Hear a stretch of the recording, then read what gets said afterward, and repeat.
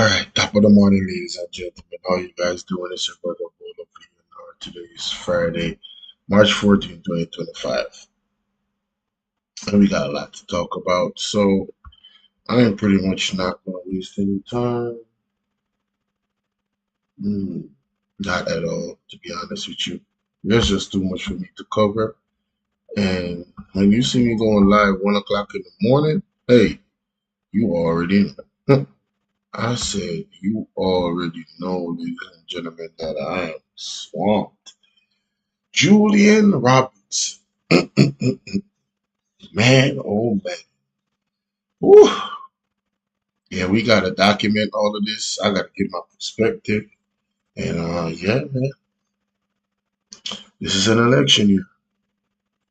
All right, so let's get right into it. I'm going to be strolling over Twitter right now. First, I'm going to be strolling over Twitter. There are some interesting things I saw. Yes, yeah. Yeah, I saw some interesting things saw some very interesting things over Twitter, ladies and gentlemen, that I gotta share with y'all real quick. So journey with me to Twitter. I have this pinned over Twitter for the longest. Prophecy for Beyonce, Lady Gaga, and Taylor Swift. Yeah, and Elon Musk. I tagged all of them. Hey, and they don't want to listen, man. Hey, it is what it is. But ladies and gentlemen, I had to retweet this, man. Yo, come on, bro. Yo, what? That is funny, honey. Oh my God. That's funny.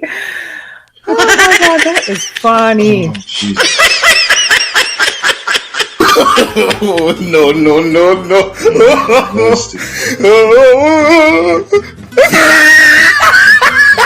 Hey, this person, bro. Who is this person? You got a certification and everything, bro. Man, you gotta chill. Yo, look at this, man. Benz for me, Pro Box for you. Oh, Fable. Look at that. $2,000 a month. Fable gift bag. Come on. Oh, no. Oh, look at this. Yo, we got a June. Oh man, we got Mrs. Holness with a bottle of water. Man, you gotta be kidding me, bro. That you have to drive to go to work and you don't have to. Yes, on a monthly basis. Let's call it $2,000 a month.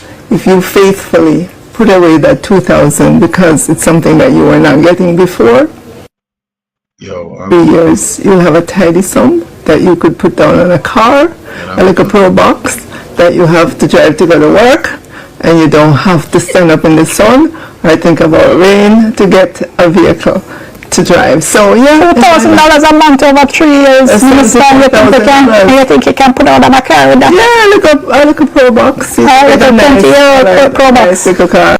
Yes, on a monthly basis. Let's call it $2,000 a month. If you faithfully put away that $2,000 because it's something that you were not getting before. The favor gift back, you know? Hey, listen, man. It's all over Twitter, bro. $2,000 a month. If you over Twitter, this person said, our finance minister says if we give $2,000 per month after 3 years, you will have a tidy sum that you can put down on a car. Let's do the math. $2,000 times 12 times 3, $2,000. Is she that out of touch, or is it that she thinks we are stupid? Yo. Oh my God, man, it's too early, bro. Oh, it's too early, man. Let's look at the man himself, Mr. Mark Golden. He said the PNP under my leadership is dedicated to transformation, development of Jamaica, beginning with the belief that fairness and social justice must be at the heart of our land, especially public land is deployed for housing community building and agriculture. Let's go to the audio or the visual. The PNP under my leadership is dedicated to transformational development of Jamaica, beginning with the belief that fairness and social justice must be at the heart of how land, especially public land, is deployed for housing, community building and agricultural use in the development of our nation. The next PNP government will complete any outstanding infrastructure and land titling in those communities where the work was started but has not been finished for many years.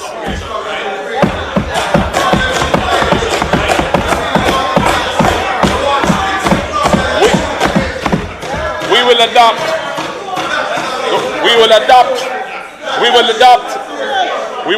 a promise. We will adopt a policy of proactively bringing infrastructure and land titling services to informal settlements with reasonable and affordable terms of cost reimbursement, backed up by support from state agencies such as the National Housing Trust and others to provide financing so that people can create immense wealth for themselves by investing in their homes. The basic development model is proven and sound and will be buttressed by robust, transparent, and accountable governance. So I don't understand why the JLP was just going on like that. The People's National Party has always been unwavering in its commitment for securing land and housing for the majority who have been systematically excluded from ownership and access. That's what he's talking about here. This was even further back. Heights at very concessional prices in response to the PNP has always been committed to providing land and housing for the majority who were excluded from ownership and access. It was Norman Manley's administration in the 1950s which offered the first national land reform policy to provide land for shelter and farming to the broad masses of our people. This saw the construction of Harbour View and Mona Heights at very concessional prices in response to the demand for affordable housing units. Then in the 1970s, Housing Minister Anthony Spalding led an unprecedented assault on landlessness and undignified shelter, evidenced by the delivery of over 60,000 houses and parcels of land to the working class and the poor. Prime Minister Michael Manley then created the National Housing Trust to provide low-income mortgages, and it became the most transformational institution in the housing sector in Jamaica. After 1989, we oversaw the construction of thousands of housing units with the creation of Greater Portmore, financed under the San Jose Accord with Mexico and Venezuela. And between 1995 and 2002, the Most Honorable P.J. Patterson's administration advanced the process of land tenure to first-time landowners with the provision of 30,010 titles and 28,000 letters of possession. Nevertheless, Madam Speaker, some 700,000 parcels of land in Jamaica still have no registered title. And this undermines the financing of agriculture and indeed all rural development. It has contributed to persistent poverty over generations, structural and rooted in our history. Madam Speaker, our response to this will have to be innovative, involving profound legislative and administrative changes. Under Dr. Peter Phillips, we developed a far-reaching set of legislative proposals that will, for the first time, comprehensively tackle the intractable issues of land titling for our people. In addition to these reforms to facilitate easier land titling, we are also committed to two programs. Firstly, a major thrust in building affordable housing, and secondly, a program for empowering the occupants of dilapidated housing stock in inner city and rural communities to upgrade their homes. As a matter of policy, Madam Speaker, Jamaica cannot only provide housing for upper income earners. Naturally, that is where the greater profit lies, and no one can blame a developer for seeking out that segment of the market. The government must therefore be the architect of creative and proactive policies that encourage developers to serve the chronically underserved segment of the market for low-income people. When you hear that, that is what you call looking out for the people. The regular, hard-working 9-to-5 man that is being taxed. You can't forget about us. You get me? I love that. And this was in the pandemic. You can see the setup. Our Shadow Minister of Finance has outlined what we have in mind for incentivizing developers to invest in building affordable housing for low-income earners. It will take a strategic approach by government in collaboration with the private sector. Madam Speaker, we are also to commence a program for persons living in deplorable housing conditions. We will empower them to fix their leaking roofs, to restore their walls that are crumbling or their floors that are rotten, and to build their own bathrooms if they don't have one. We will do this by assisting them with the purchase of materials while they make their own arrangements for the tradesmen and labour from within their communities. This program will facilitate the upgrading of the dilapidated housing stock in which too many Jamaicans now live. It will create a sense of achievement and progress in their lives and the comfort of better and more secure living conditions. It will also provide an economic stimulus in these communities, with local tradesmen, labourers and hardware merchants benefiting from the investment that the people will be making in upgrading their homes. Madam Speaker, it really does Jamaica little credit that many depressed areas were once stable communities which ennobled our nation in sports, culture and scholarship. My constituency of South St. Andrew has produced boxing champions such as Bonnie Grant and Percy Hales, the brilliant West Indian batsman and all-rounder really Collie Smith, the immortal whalers comprising institution Boys Town is in my constituency. The immortal whalers comprising international musical icons Bob Marley, Peter Tosh and Bonnie Whaler, and the last two poet laureates of Jamaica, Professor Mervyn Morris and Lorna Goodison. We must rediscover that sense of excellence. Madam Speaker, we must rediscover that sense of excellence and discipline. It will take vision and commitment to rebuild communities like these, allowing their awesome human talent to flourish. We are also committed to ensuring that these communities are no longer relegated to second-class status when it comes to basic amenities like street lighting, garbage disposal, and water and sewage infrastructure. These public investments will be complemented by a Community Reinvestment Act, offering incentives to encourage businesses to set up in marginalized communities to provide goods and services to these large, underserved markets. Madam Speaker, community renewal must be pursued in a structured and deliberate way. It is by achieving community renewal that we will achieve national renewal. Start from the basic level. Yeah.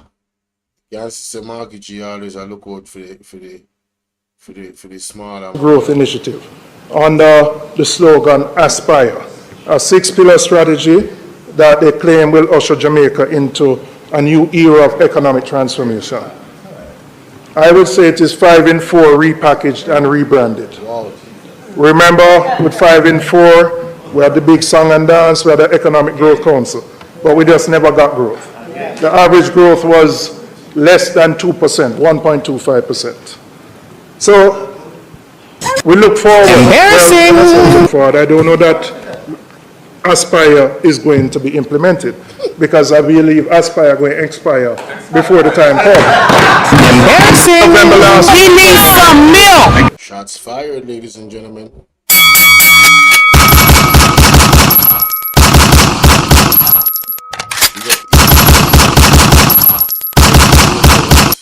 Listen to this. This is interesting. Media Unit. The following is a release from the People's National Party Media Unit. Wavell Hines, you know. Listen to this. I am Wavell Hines, opposition spokesperson on sports. With the Issa Grace Kennedy Boys and Girls Championship and the Grand Slam Track Series fast approaching, concerns have been raised about whether the newly resurfaced track at the National Stadium will regain its World Athletics Class 1 certification or receive a downgraded Class 2 status. I am calling on Independent Spark Limited and the Ministry of Sports to provide full transparency on this matter. Has the contractor produced the necessary World Athletics certification? If not, why?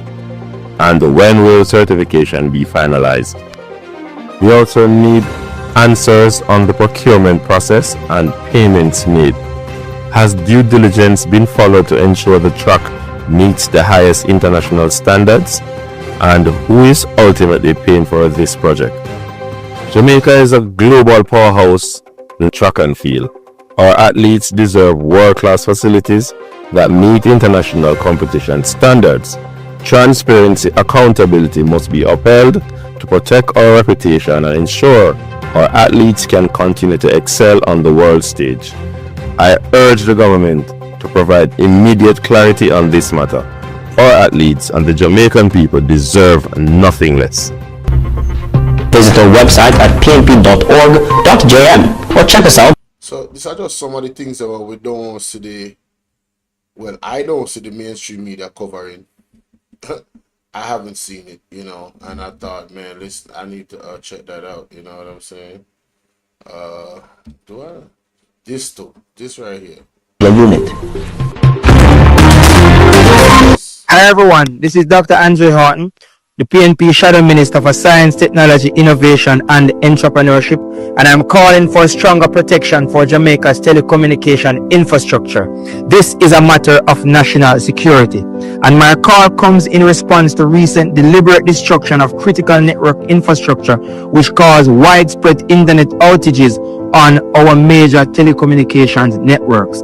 This left many businesses and households without connectivity, and this is unacceptable, especially in 2025 when we are moving into the Internet of Things and many Jamaicans rely on the internet to make a living.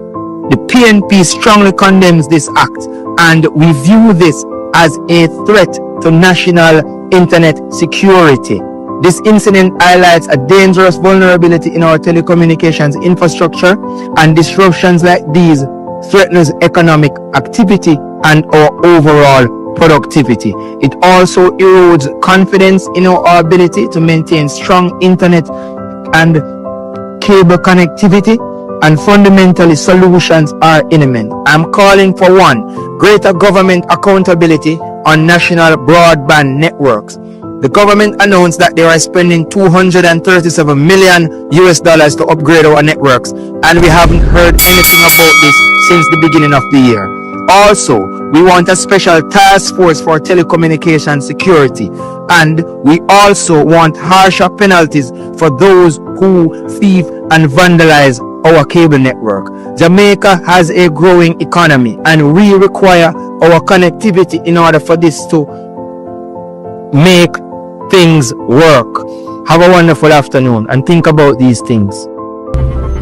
Visit our website. So when you hear Mr. Andre, Dr. Andre Hart, ladies and gentlemen, an urgent call to action to strengthen Jamaica's digital resilience. You understand? Because you can't have our internet being threatened. No, here's a laugh. Yes, on a monthly basis. Hey, y'all, come look at this. Yes, on a monthly basis. Let's call it $2,000 a month. If you faithfully put away that $2,000 because it's something that you were not getting before, 3 years, you'll have a tidy sum that you could put down on a car, a little pro box that you have to drive to. Yo, look on the screen. It said Justice Pantan warned us about the water. Hey, come on, man. Oh my God. That is fun. You go to work and you don't have to stand up in the sun or think about rain to get a vehicle to drive. So yeah, $2,000 a month over 3 years. Minister, you think you can put out on a car with that? Yeah, a little pro box. A little 20-year pro box. I can't hear you, Minister.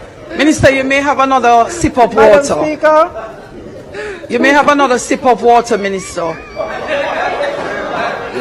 Fearful for one big old puppy show still. I don't know if something is wrong with the water in Parliament, why some people, the moment they get into Parliament, they say certain things and behave a certain way. Embarrassing! He needs some milk! Yo, whoever made this, big salute. When they name Rampan, Peace up on Twitter, yo, big up you. Yo, may I follow? May I follow? Yeah, big up you. Big up you. Let's listen to this. People's National Party Media Unit.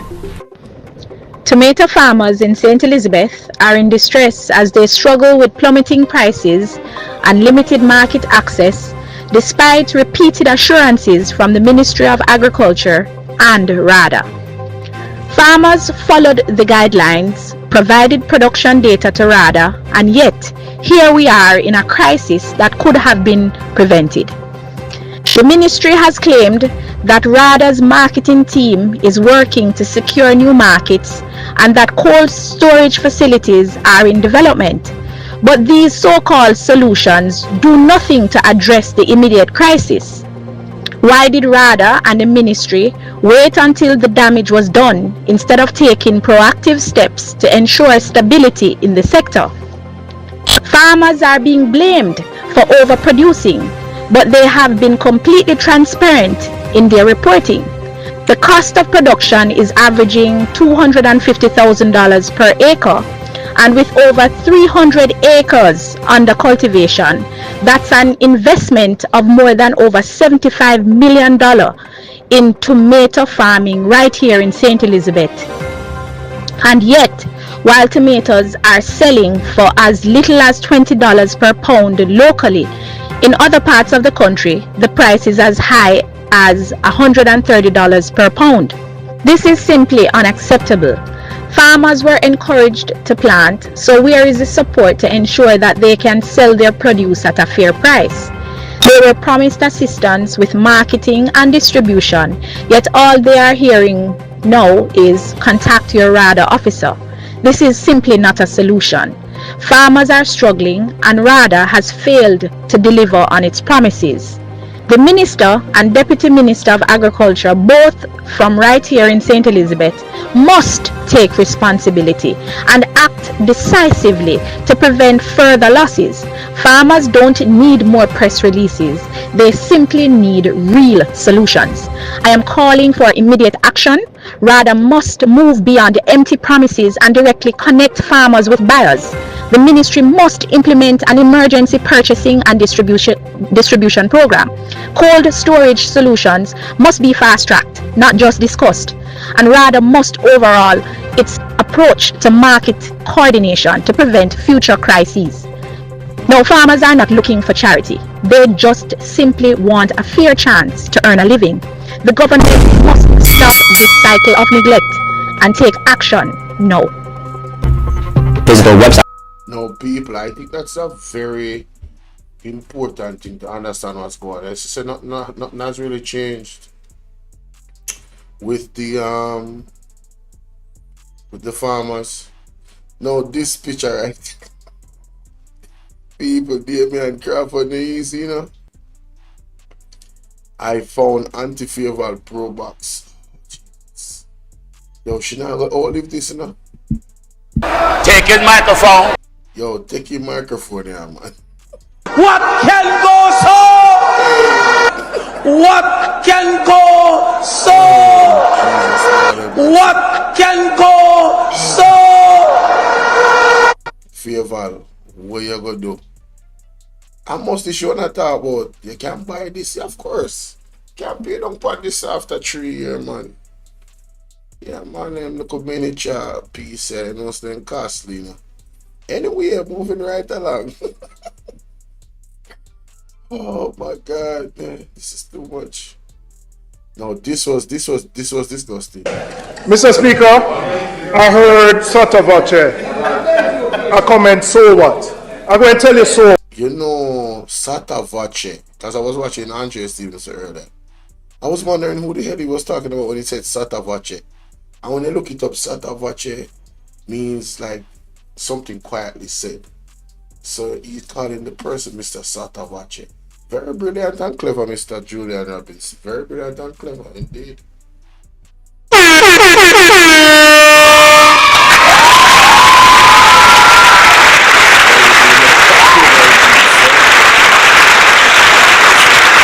I never know them when I get so excited. Right? Mr. Speaker, I heard sotto voce a comment, so what? I'm going to tell you so what, right? I'm going to tell you why this matter. I'm going to tell you why it matter to Yvonne and her 2 grandchildren. Because when she come to Spanish Town at 5 o'clock in the morning, she wait 1 hour on the JUTC bus. She can't get the JUTC bus with her 2 children. She have to go and jump in the coaster and pay $250 to go to school. And the money that she was going to give the 2 children for them. You know, I have rarely seen this man quiet. Look at his face. He has nothing.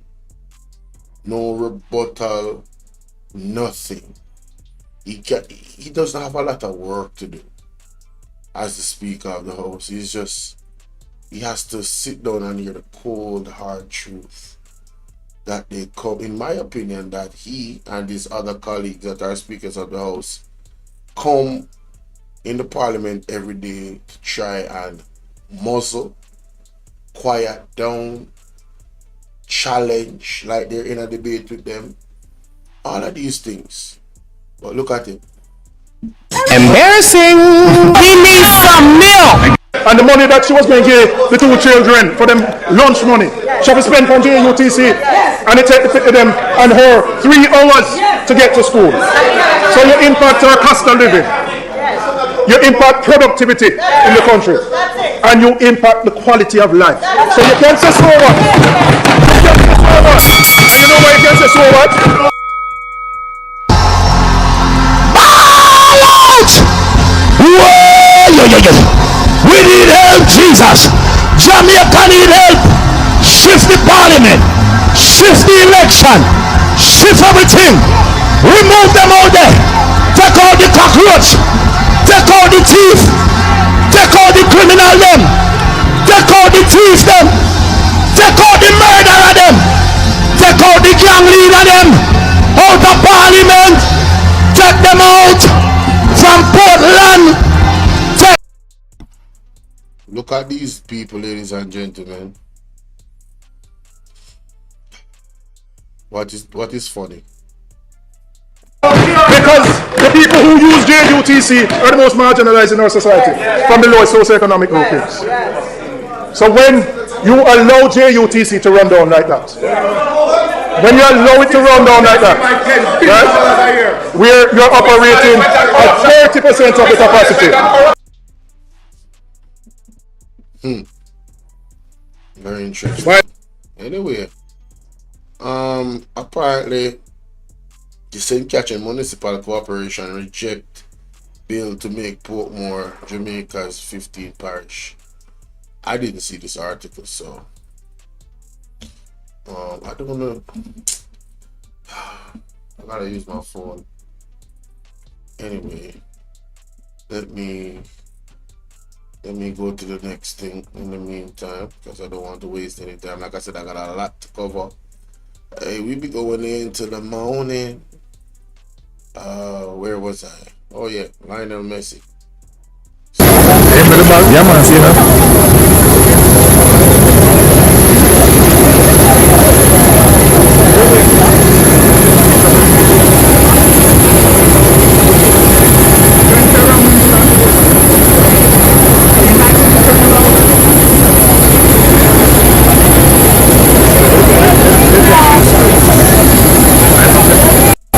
Look, Busquets that you. Busquets that. Oh, that's why they know what them at all. Oh,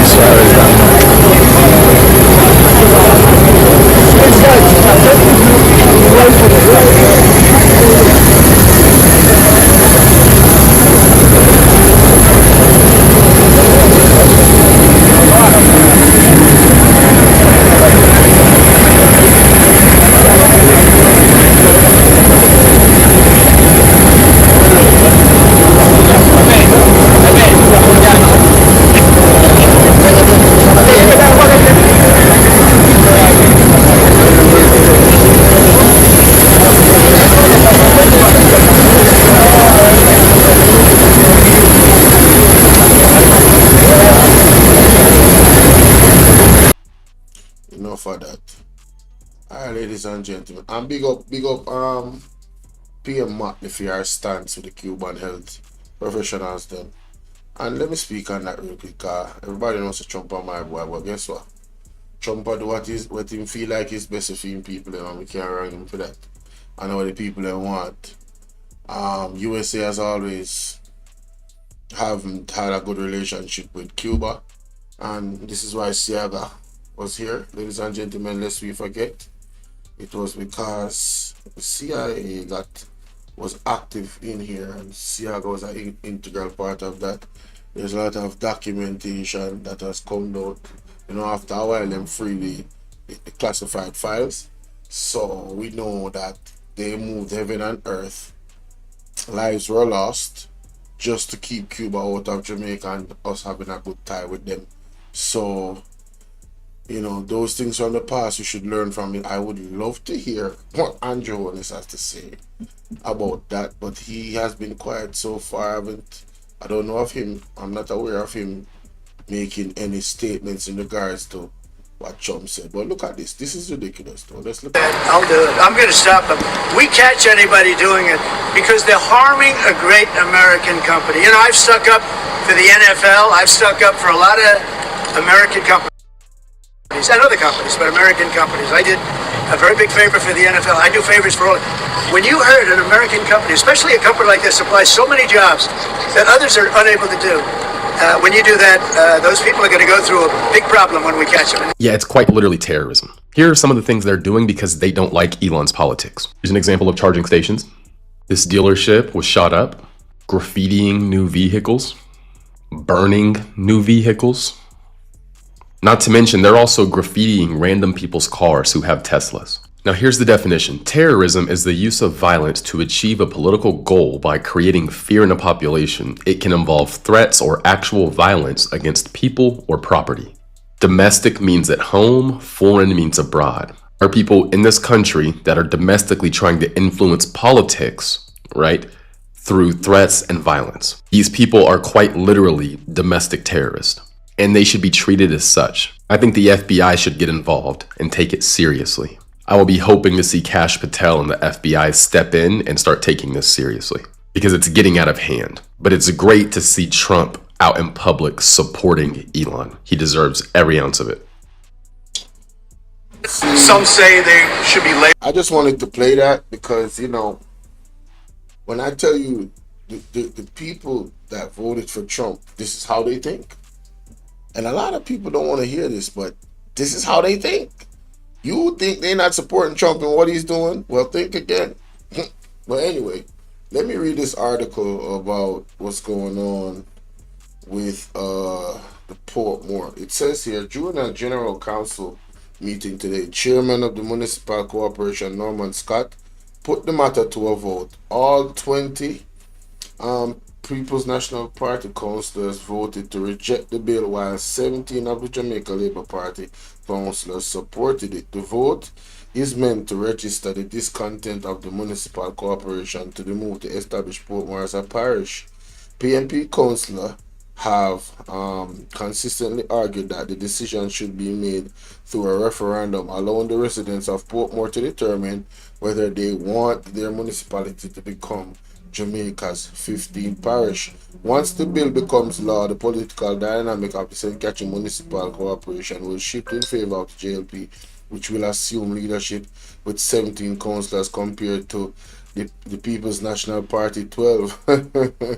The senator last week voted, this is gerrymandering at its finest, the senator last week voted along party lines to endorse the bill following its early approval in the House of Representatives. End of the article. Oh, I ended the article while the video ended at the same time. And last but certainly not least, ladies and gentlemen, this right here. This is a new development. To the breakdown. This is where we cut through the noise and bring you. So I remember when nobody not even say good morning to me. Lord have mercy. On the stairs up and I say a few people come in, but my God, when I can't say good morning, people. Anyway, the People's National Party, this is something I haven't seen even. Well, I'm not sure because, Mama at our 5% well busy and she always cover some things where me not see nowhere else. But I don't think I've seen her cover this. But the People's National Party seem to have been listening to Andre Stevenson show, in my opinion, where people have been crying out for them to take the social media presence more seriously and start really highlighting the issues. Well, ladies and gentlemen, I think this show that we're going to look at right here, the first episode, is a start of that. And this is how I'm going to conclude my first reaction, ladies and gentlemen. Take a look at this.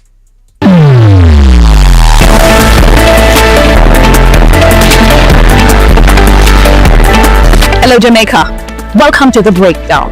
This is where we cut through the noise and bring you the biggest stories in politics, government, and national affairs. I'm Nikki Shaberto, the Information and Public Communications spokesperson, and every week we take a deep dive into the issues that matter, what's making headlines, what's flying under the radar, and what's coming next. If you missed it, we've got you covered. If they don't want you to know, we'll break it down for you. This is The Breakdown. Let's get into it with our first segment, Headlines That Matter. Let's kick things off with environment. Land clearance near... I just want to look if I see any ring on her finger. Lord have mercy. Yes, Lord. Hallelujah.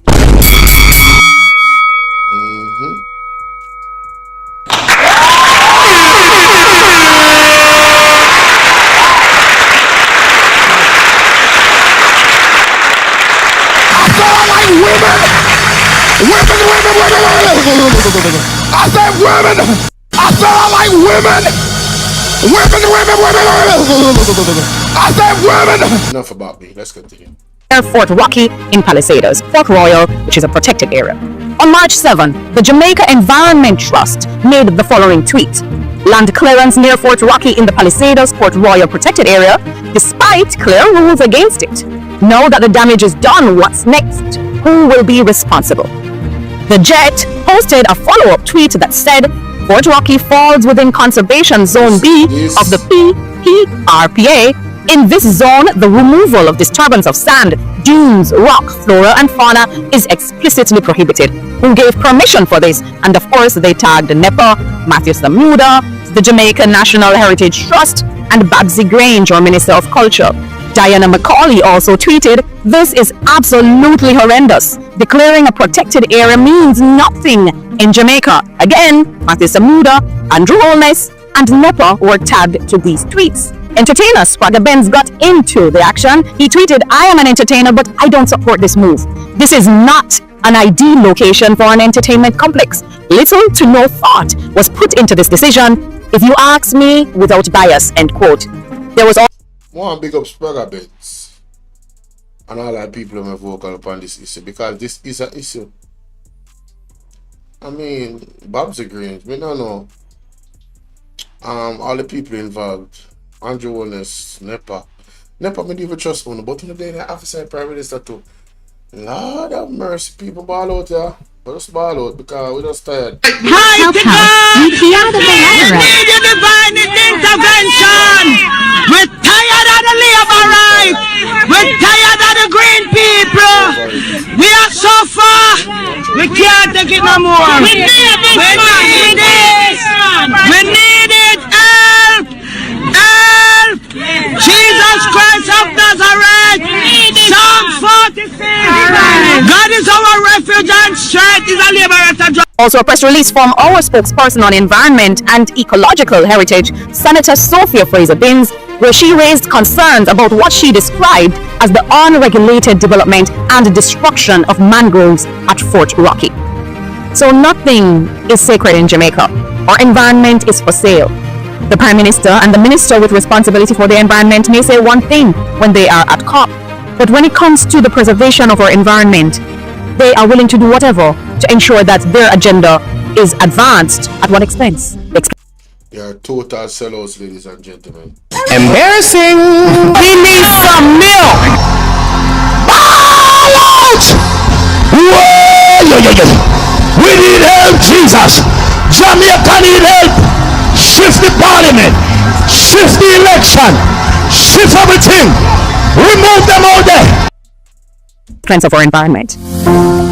Housing crisis. A viral TikTok from @SweetBass titled "I'll never be able to own a home."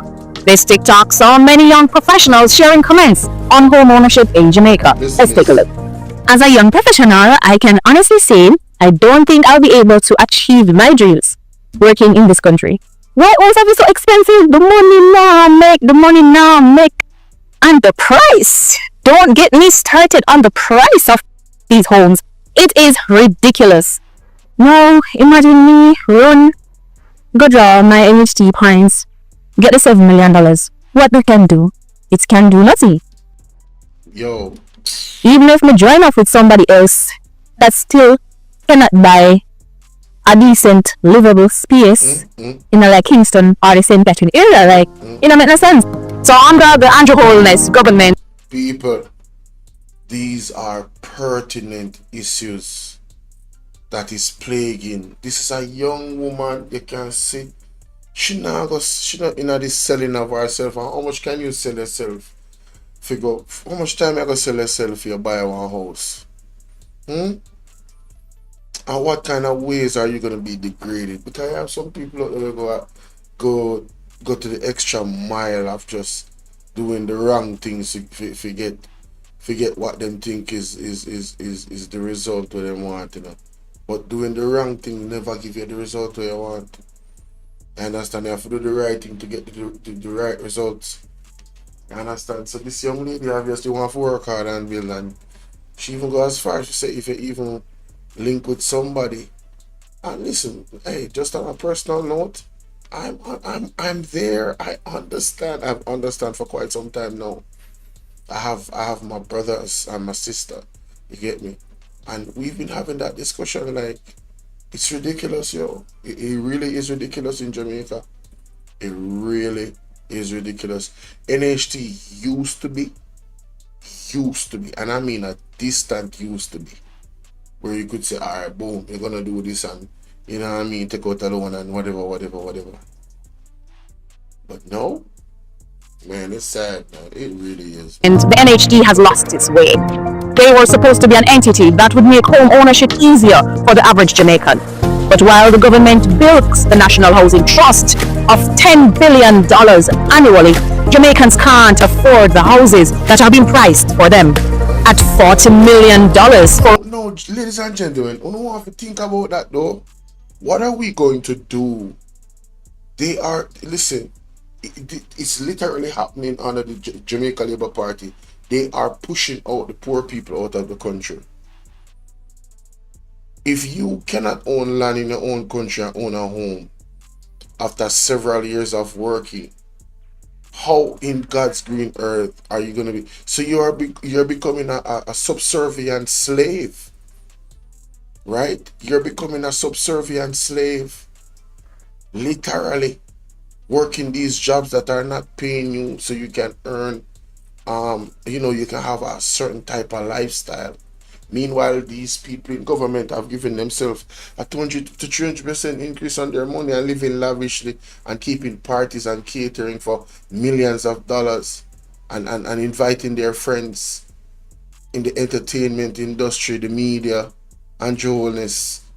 You get me? 28 bank account, certification for these assets cannot be certified. Like, what are we doing? What can go so? What can go so? Listen, man, we really need to reevaluate some things. So there's a way, and I'm just touching quickly on those things. I mean, there's a lot. I could speak on every area if I needed to, agriculture and many other things. But essentially, we have a very difficult task ahead of us. But if Jamaica doesn't get a change of government now, I don't know what kind of state we're going to be. Because we have a corrupt government. People, truer words have never been spoken by Mark Golding. Mark Golding have had some serious quotes today, but truer words that soundbite that I just played right there when he was over in the States, truer words have never been spoken.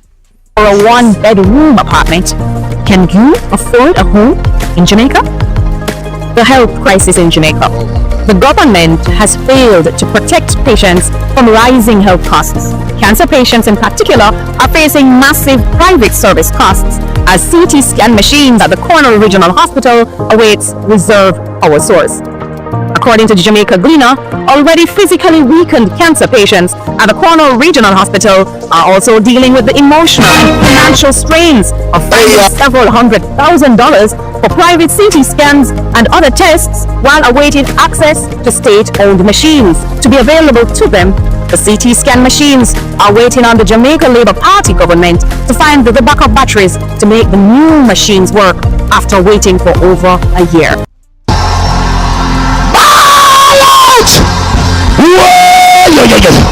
We need help, Jesus. Jamaica need help. Help us. We hear the We need your divine intervention. We're tired of the labor rights. What can go so? People, them waiting for a battery. I remember Christopher Tufton, if I'm not mistaken, and somebody can correct me if I'm wrong. Didn't they say money is not the problem? So why? Wow. Only in Jamaica under the Jamaica Labour Party. Now let's look at what's to come. The budget presentation for 2025 kicked off this one. Julian Robinson hit this union for Margot's Jamaica. Yeah. Man, shout out to her, man. She, shout out to the beautiful young lady, Nikisha Burchell.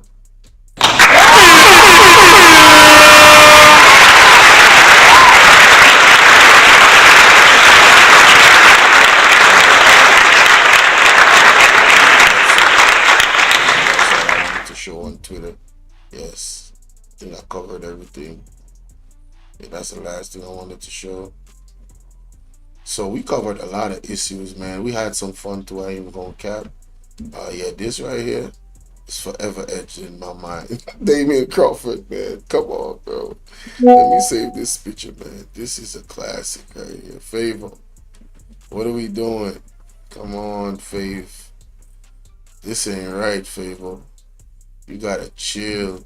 You gots to chill. You know what? Let me screenshot this too. Y'all can screenshot it too, man. Hey, shout out to Damian Crawford, man. I got a screenshot. That right there is a classic. Yep.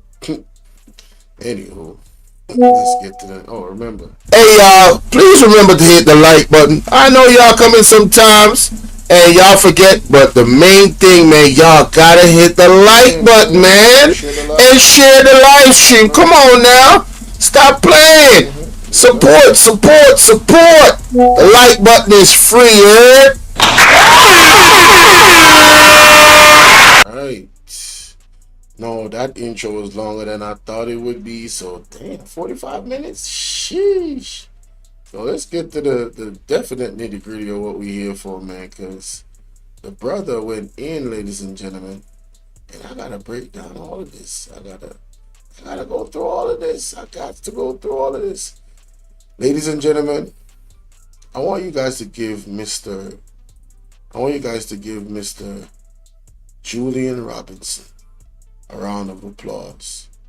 Even if you never watched the video, watched the presentation, even if you wasn't listening carefully, I'm telling you, trust me when I tell you, let's give this man a round of applause before we even begin.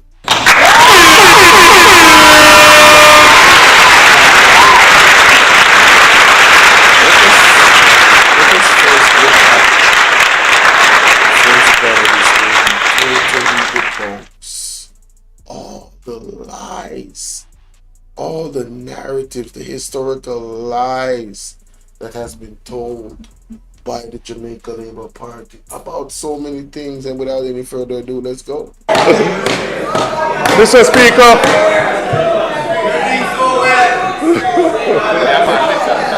Mr. Speaker, this is my fifth and my final presentation as opposition spokesman. In the next budget debate, Mr. Speaker, I will be on that side of the aisle presenting. And with distance clear, it will come true. Why them get agitated, Mr. Speaker? Mr. Speaker, as I've done in my previous administrations, I will demonstrate that the opposition has a firm understanding of the economic challenges facing our nation. More importantly, I'll outline meaningful solutions and establish why the People's National Party is the right choice to lead Jamaica forward. When the people step into the ballot box later this year, they should know that they're voting for progress, for solutions, and most importantly, a better economy for all Jamaicans.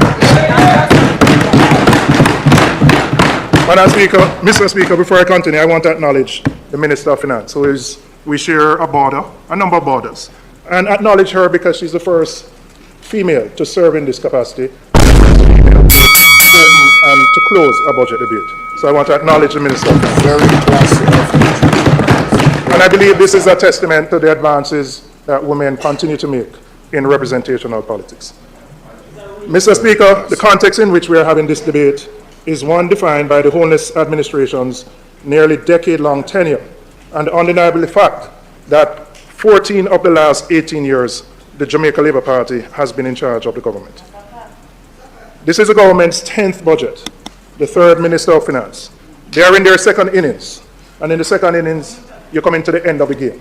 Embarrassing! You have to assess the scores.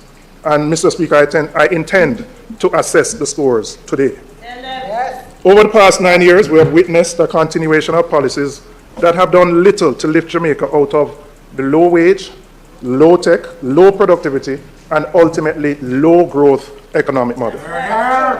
The fact is, Mr. Speaker, if we continue to tinker around the edges, which is what the government continues to do, our economy will remain stagnant. We're going to be trapped in a low value add, low income system that simply can't deliver a better quality of life for the majority of the Jamaican people. Mr. Speaker, low productivity remains one of our biggest obstacles to growth. And without serious investment in skills training, innovation, modern infrastructure, we will never break from the cycle of mediocrity.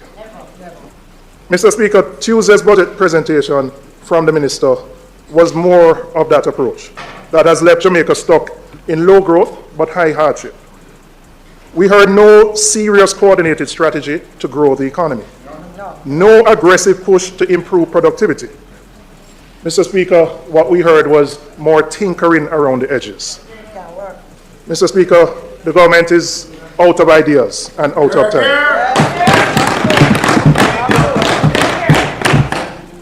Mr. Speaker, today you will hear from this side. Number one, a bold strategy to sustainably grow the economy at higher levels. Number two, a targeted approach to tackle the cost of living challenges in the short term for young Jamaicans, for struggling parents, and for our seniors. Number three, a concrete plan to reduce energy costs and reduce people's light bills. Number four, a decisive approach to addressing high interest rates and bank competitiveness. Number five, a comprehensive strategy to empower and expand the MSME sector, looking at access to finance, incentives, and access to government projects. Number six, a responsible approach to negotiating public sector wages that ensures fairness and respect. Number seven. That right there. I'm sure all the teachers, the doctors, the nurses, they are so happy to hear that, because my goodness, the respect has been lacking, ladies and gentlemen. The spit in the face by the government to these people. Man, listen, let's continue. A plan for investing in our nation's creative industries and digital content creation. Digital content creation? You mean like me? Hey man, shout out to that, man.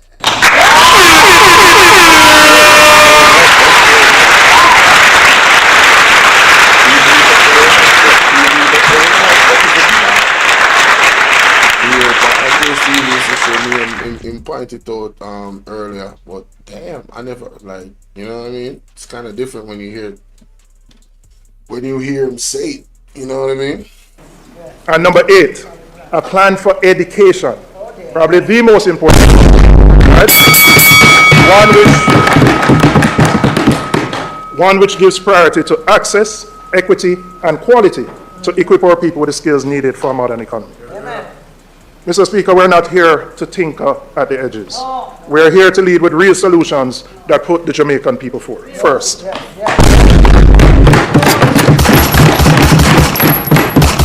Mr. Speaker, the government boasts of macroeconomic stability while people's quality of life continue to go down. Stability without meaningful transformation is simply never enough for where we need to be in our economic development. You hear that? And Mr. Speaker, we are not knocking macroeconomic stability. We can't, and we would never do so. We understand the value of it. And in fact, it was the last PNP administration from 2012 to 2016 that laid the foundation for the macroeconomic stability and the foundation that we enjoy today. How comes we always hear Andrew Honest and in government speak as if they are the ones that dig the foundation for the fiscal prudence and the fiscal discipline? But here comes Julian Robinson. Mighty God, talk to them, my boss. Make people them here where we really go. But let's be clear, macroeconomic stability is not an end in itself. It is a means to an end. And that end must be higher sustained growth, which translates into better living conditions, not just for some Jamaicans, but for every single Jamaican.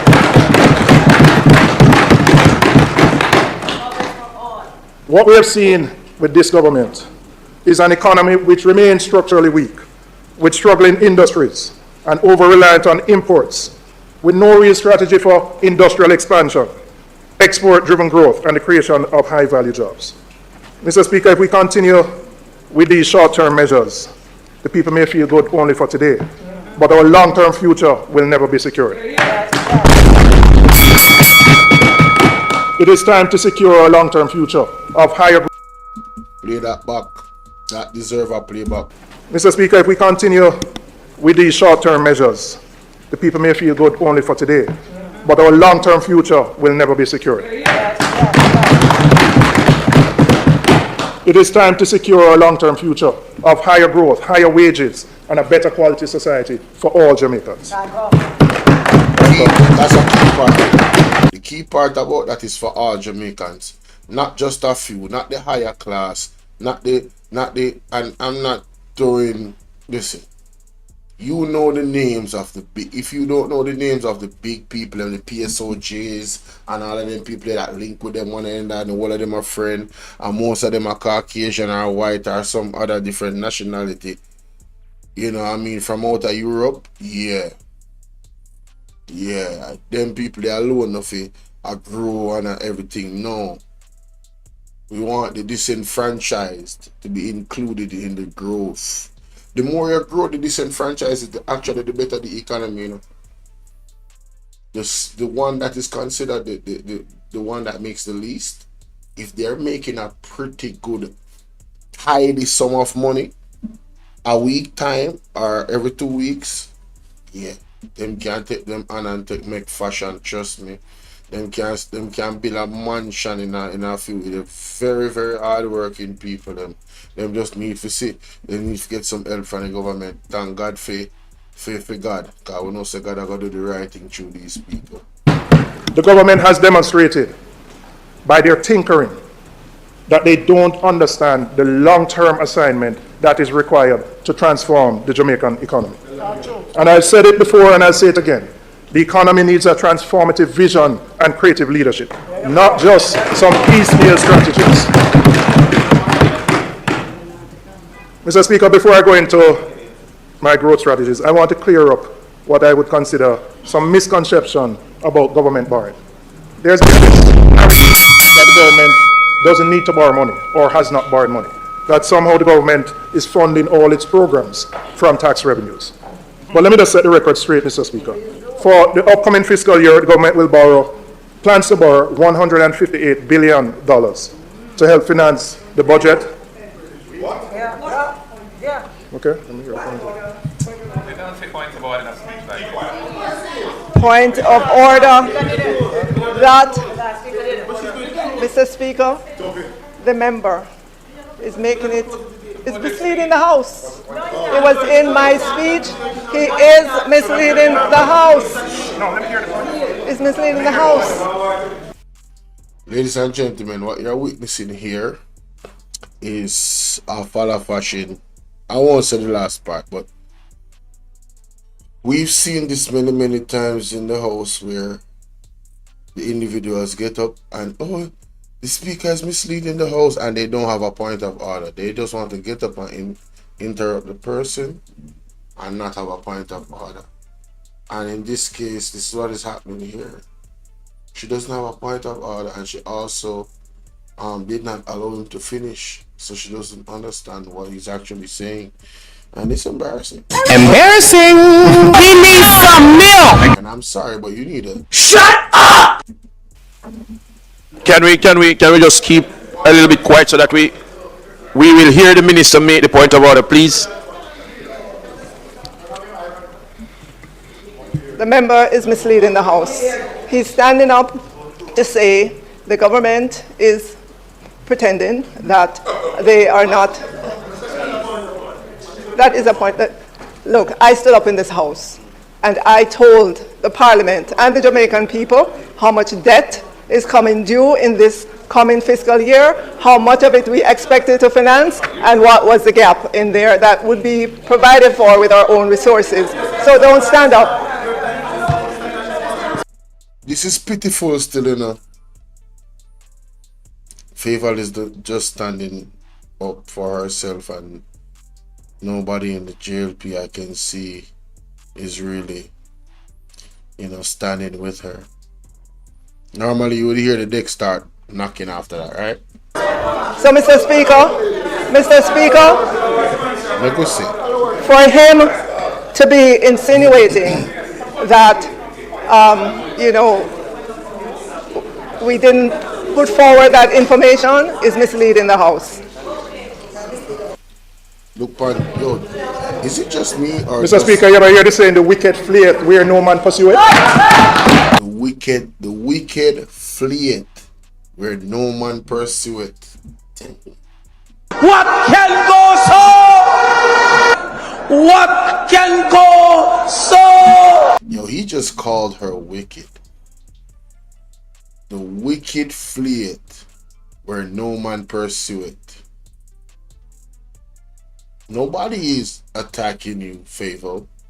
But this is what you call jumping out the window and embarrassing yourself. Lord have mercy. Mr. Speaker, I made no reference to the Minister of Finance. Embarrassing! We're not the only person who speaks on economic issues. Embarrassing! And I'm going to continue. Embarrassing! Embarrassing! We need some milk! I said you said that. But I never said you said that. I said members on that side. And I'm going to continue. Right? Madam Speaker, Mr. Speaker, for the upcoming year, the government plans to borrow $158 billion to help finance the $1.3 trillion budget. The current fiscal year ended, the government borrowed approximately $198 billion. And for full transparency, Mr. Speaker, let me share with the House.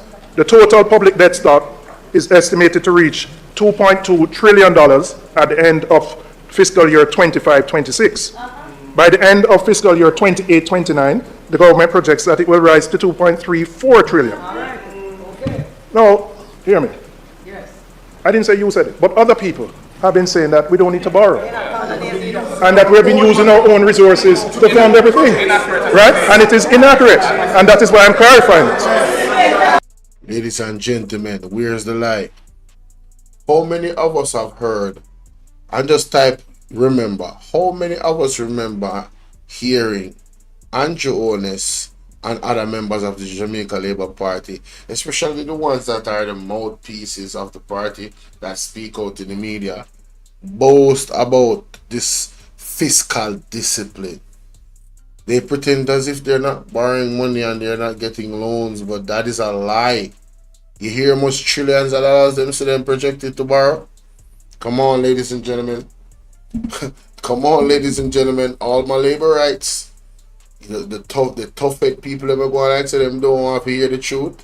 Yeah. I'm talking to y'all. Yeah, the truth shall set you free, my good people. I want you free. You are in bondage. Embarrassing!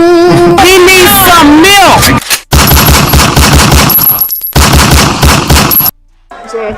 So, Mr. Speaker, right? Mr. Speaker, I never said she said. I never said that. I never said that. Mr. Speaker, the government must be transparent in its dealing. Mr. Speaker,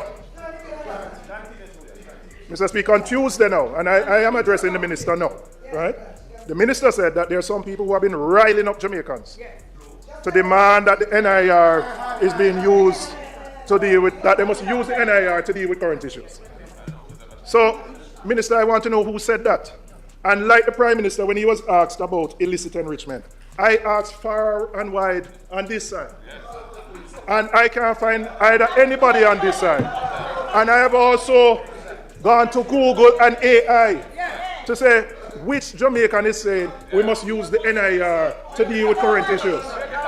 So I am now asking you, Minister, please tell us who is the person who is asking to use the NIR to deal with current issues.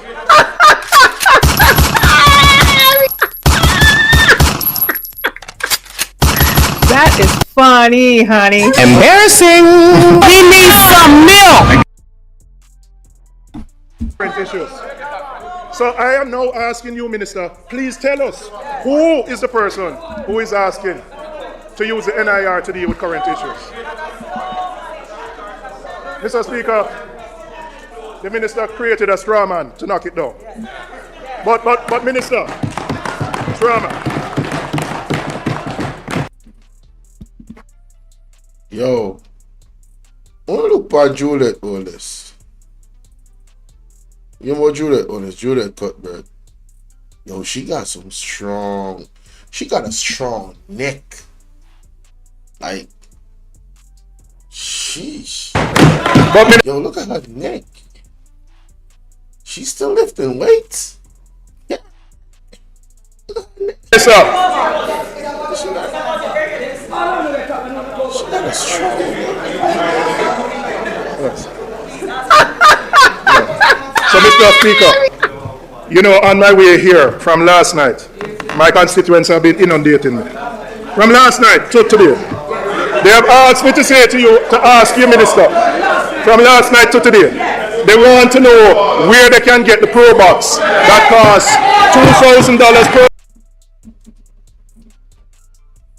We're here from last night. My constituents have been inundating me. From last night to today, they have asked me to say to you, to ask you, Minister, from last night to today, they want to know where they can get the Pro Box that costs $2,000 per month. That if you put it aside, where they can buy that Pro Box.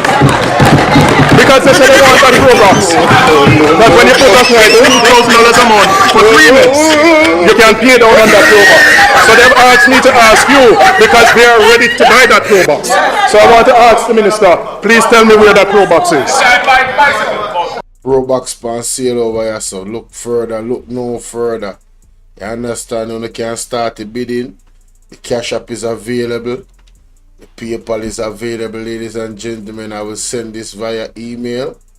Alright, all you have to do is pour water upon it and it turns into a Pro Box. Oh,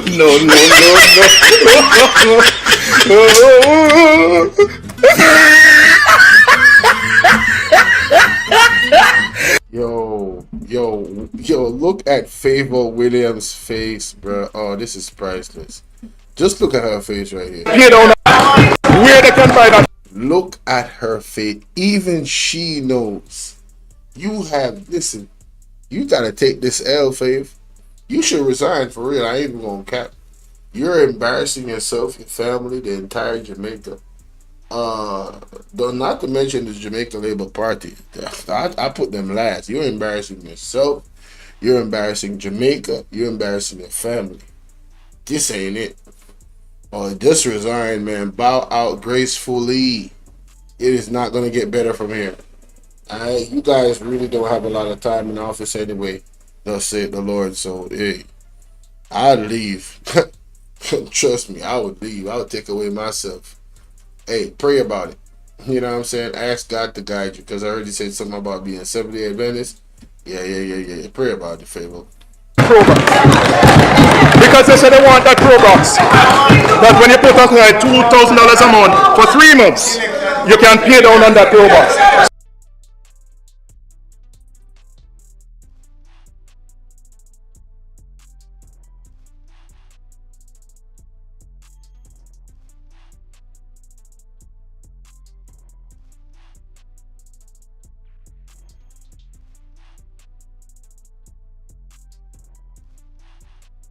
So they've asked me to ask you because they are ready to buy that Pro Box.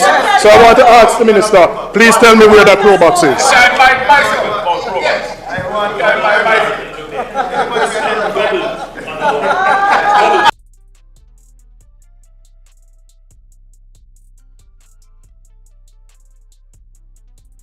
You guys notice how vocal Mark Golden is? Man, listen.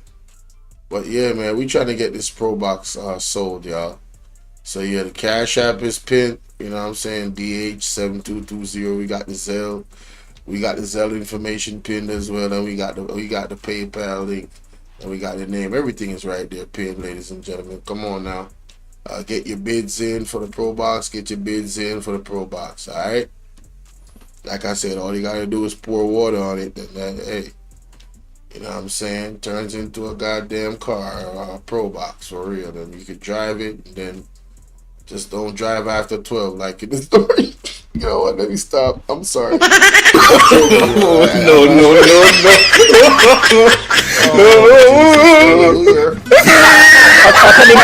coming to you. Just easy. I'm coming to you. Mr. Speaker, the JLP has gone to great lengths.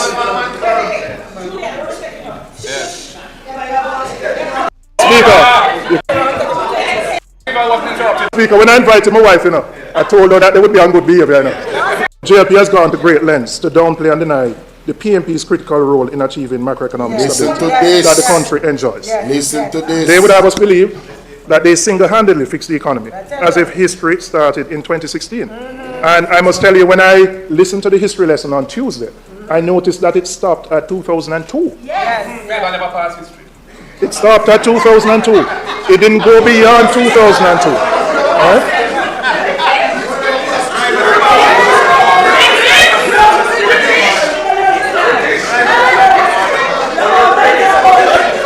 I ask you to protect me. I ask you to protect me. Now, ladies and gentlemen, this is not cute, because I remember on Tuesday, and I think somebody's gonna say something right here.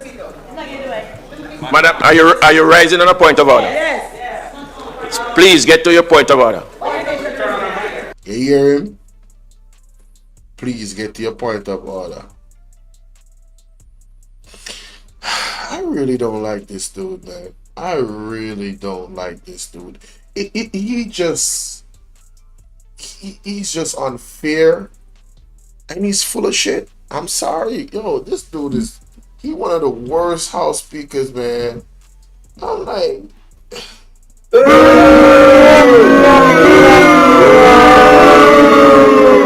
can somebody take his microphone? Seriously. You know I'm not a fast worker, Mr. Speaker.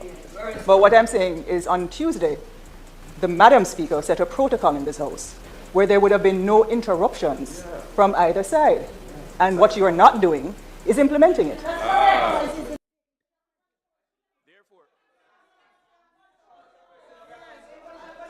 If it is, I will now use the instrument of the House to do so. You know how much that took out of him to say that, because she's absolutely right. I was just about to say it. Like the other day, she did that. She was like, nobody should interrupt the speaker. So why is everybody over there just interrupting the speaker? He literally can't get his words out because they're doing too much. You know what I'm saying? But I'm glad Lisa Hanna said something. Thank you, Mr. Speaker. Mr. Speaker, I said the history lesson stopped at 2002. It never went any further. But it is my responsibility to remind this House and the country that the economic foundation that the country now enjoys was built by the People's National Party from 2012 to 2016. When we inherited our country's economic fundamentals were in a perilous state at the end of 2011 when the JLP left office. And Mr. Speaker, the PNP undertook the very difficult task of rebuilding our international credibility, of re-establishing relationships with donor agencies, and doing the heavy lifting to put the country back on the right track.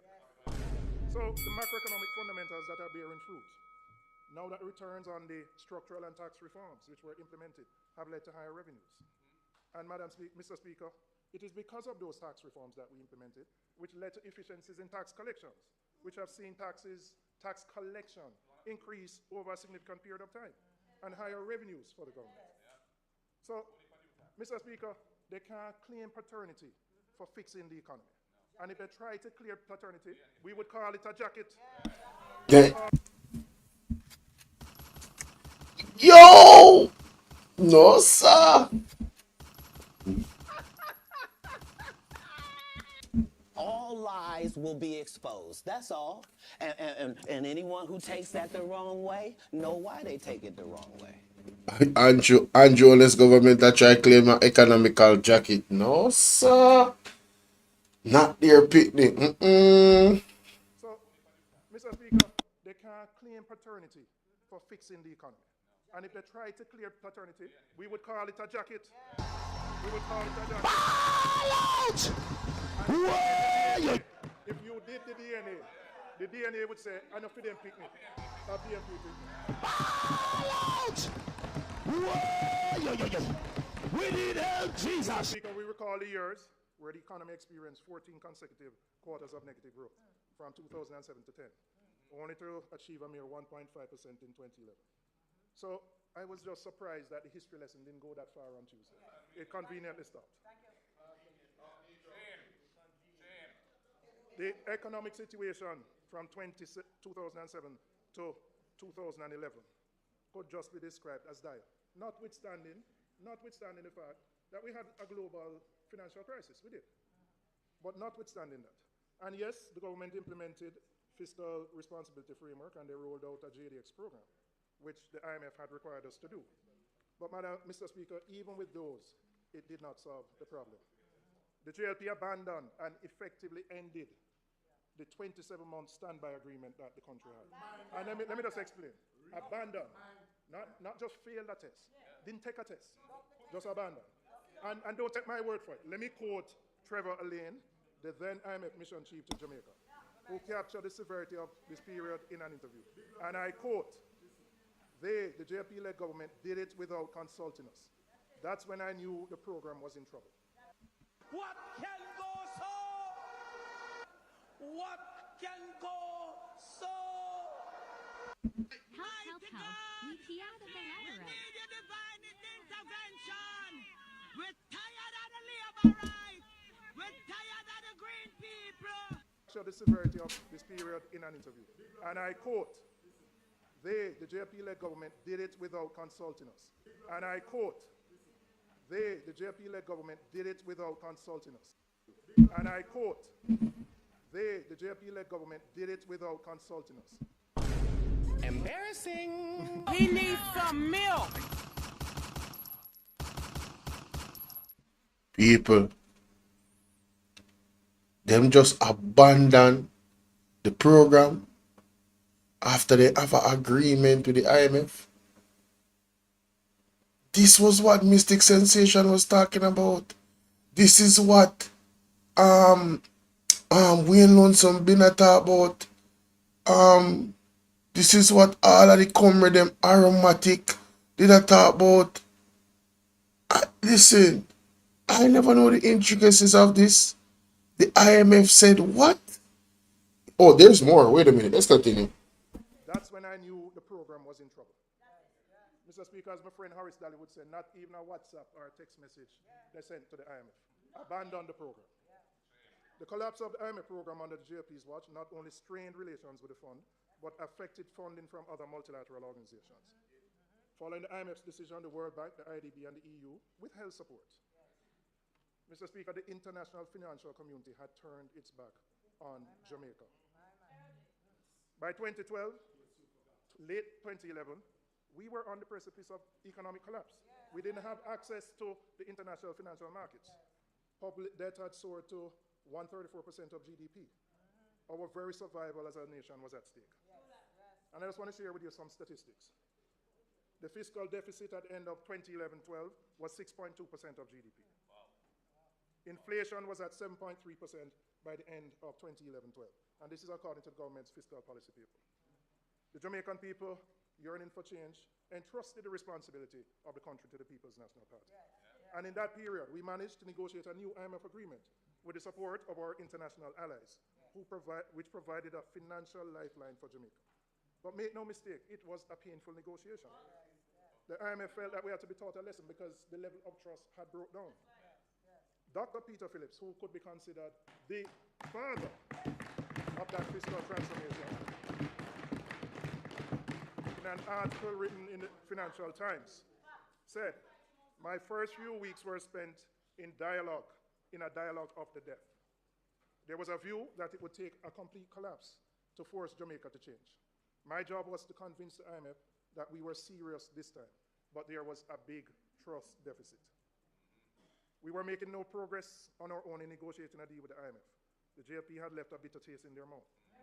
The Financial Times published an article quoting an IMF insider, and this is what the IMF insider said when there were meetings with the IMF staff team and the Jamaican delegation. He said, "Has Jamaica crashed yet?" That is where we were at the end of 2020. Wow. Wow. It was Portia Simpson Miller who used her international financial capital, political capital, to get our friends in the Black Caucus in Congress to lobby the IMF so that we could renegotiate. Yo, listen, we cannot move forward and don't put some respect on Portia Simpson Miller, ladies and gentlemen. Man, what?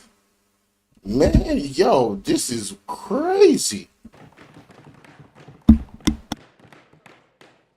Congresswoman Maxine Waters led a delegation, I believe it was on Christmas Eve, to the IMF, to the then Managing Director, Christine Lagarde, and basically pleaded the case of Jamaica, for Jamaica to be heard.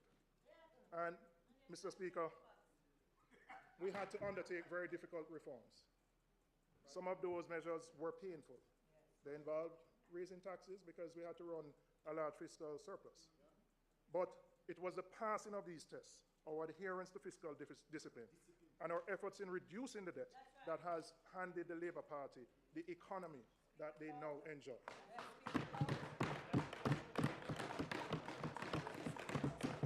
So, Mr. Speaker, when I listened to the history lesson on Tuesday, I wondered why the history lesson didn't go all the way up there. So during our tenure, we undertook a challenging debt restructuring and committed to maintaining a 7.5% primary budget surplus. By the time we left office, we had reduced public debt to 120% of GDP. We upheld an unparalleled level of fiscal discipline, tightened fiscal policies, and rolled out a comprehensive economic reform program. The program focused on structural reforms to stimulate growth and employment, significant fiscal adjustments backed by broad institutional reforms.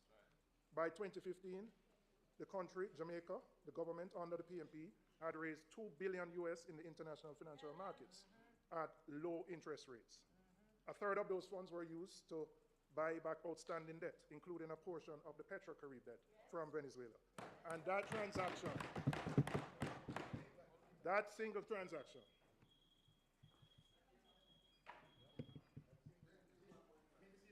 Mr. Speaker, the members' time for allowed to complete. For desired time, continue. Let me repeat what I said. In July 2015, the government, led by Portia Simpson Miller and Peter Phillips as Minister of Finance, raised $2 billion on the international capital markets at low interest rates. A third of those funds were used to buy back outstanding debt, including the Petrocarib debt from Venezuela. That single transaction, Mr. Speaker, saved Jamaica over $300 million in debt servicing. Huh? Yes, we got a 50% discount on it. That allowed us to bring our debt to GDP ratio down by over 10%. But Mr. Speaker, when we were doing that on that side, they were criticizing us. They were saying we shouldn't do it. They were saying we shouldn't reach out to our allies in the US for support. They felt the deal was wrong. You can look on it, it's there. That's you. It's there, right? It's there.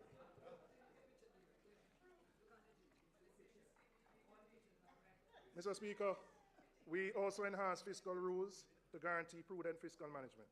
We supported the creation of EPOC, which has been transformed today into the Independent Fiscal Commission, comprising representatives from the business community, the unions, civil society, and government officials. These measures we implemented yielded substantial results. Jamaica's fiscal deficit was eliminated, achieving a 0.4% surplus by 2014-15. The public sector surplus rose to 1.4% of GDP. In 2015, inflation had dropped to 3.7% and was the lowest in nearly 5 decades.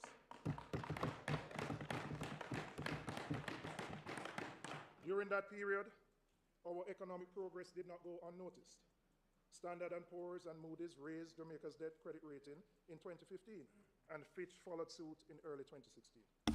Jamaica also made significant progress in the World Bank's Doing Business report, climbing 27 places from 85 to 54 among. Now, ladies and gentlemen, I want you guys to look at this from the perspective of you have somebody that when they're in trouble, you can link them and say, oh, listen, all right, so lend me such and such money because, you know, whatever the case might be, you have an emergency and you're not going to go to that person without definitely needing that money. You get me? Because you don't like to even ask them. And then you just turn into one wicked person, not only to yourself but your family. And you borrow that money and the agreement is for you to give back the money at this time. And you just abandon the agreement. No, that person could be, say for instance, the bank. What is going to happen to you? You're going to lose your credit score. You're going to lose your credibility. So that's what Mr. Julian Robinson just explained. They just abandoned the program with the IMF. Did not call, did not say that they're going in this direction. So IMF wanted us to crash. And thank God for Peter Phillips and Mama P. Mighty God. Listen, I never understood these things, but I do now. I do now. JLP can't talk to me about nothing again. Listen, when Mark Gordon said they cannot be trusted, he was right. My God. Mr. Speaker, the work done by the PNP administration did not go unnoticed. The IMF's then managing director, Christine Lagarde, and I quote what she said, "I want to pay tribute to Minister Phillips and his colleagues for what has been a clear change of course." Hey man, let me I need y'all to see that properly, cause that's evidence. Stop playing with these people, man. This is evidence right here. Look at this article. Leadership for making the hard choices and successfully completing 4 reviews. Leadership for the times. IMF bosses salute Portia Peter for putting Jamaica back on track. This is evidence. You cannot refute this labor rights. Can I get an amen?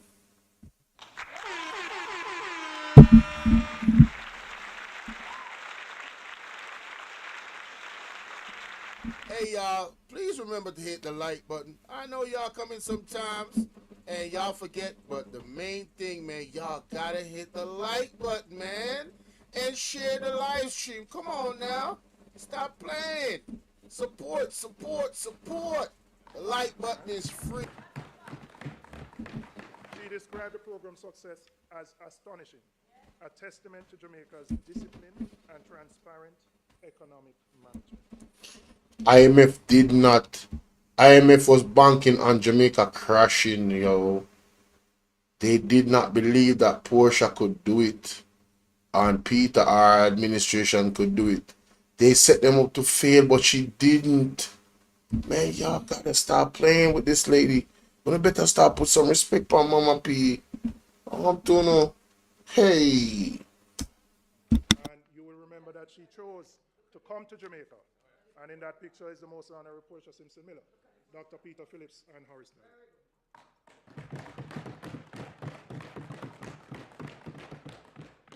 Mr. Speaker, it was our commitment to macro-fiscal stability and prudent fiscal management that rescued the economy. The structural and fiscal reforms we implemented laid the groundwork for the positive macro stability we now enjoy. We birthed the economic stability that the JLP JLP's botched attempt at it in 2019.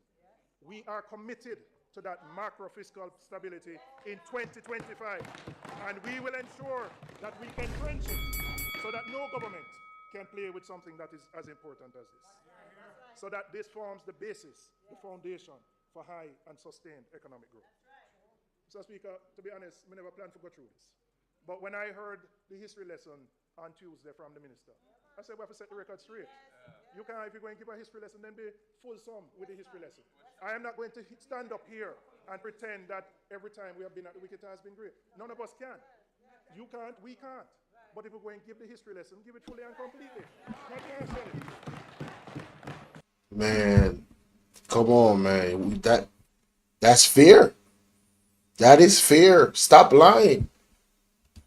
Stop the cap. Stop the cap right now. Stop the cap. No bullshit, bro. JLP. Stop lying. Stop lying. Stop lying. Wanna tell me wanna think about that the part there in the comment section. I think I'm done.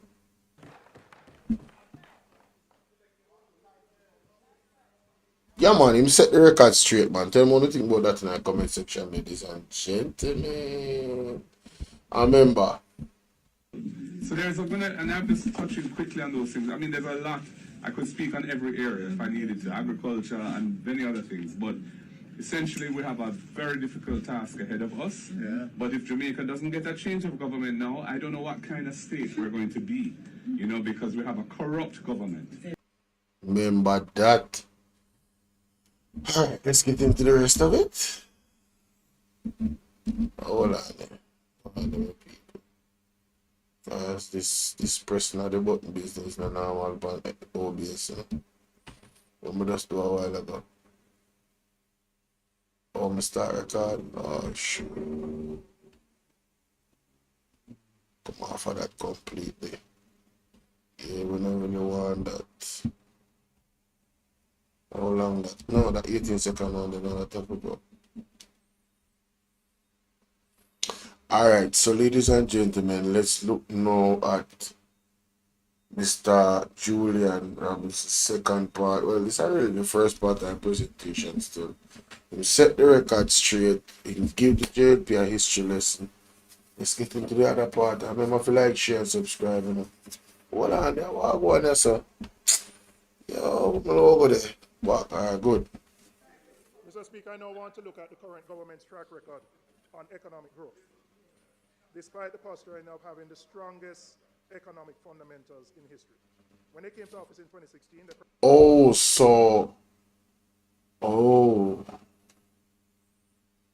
so he's gonna go into the details of promised sweeping prosperity. But now you have to ask prosperity for who?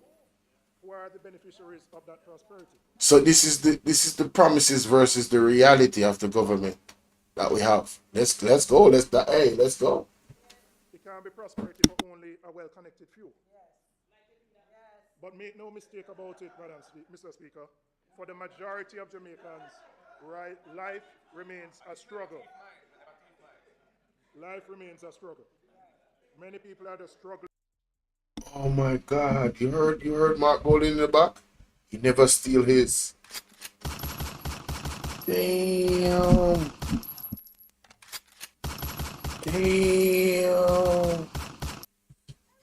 Shots fired, y'all. Hey, I'm trying to tell you, shots fired. Ooh, it's getting spicy. To make their ends meet.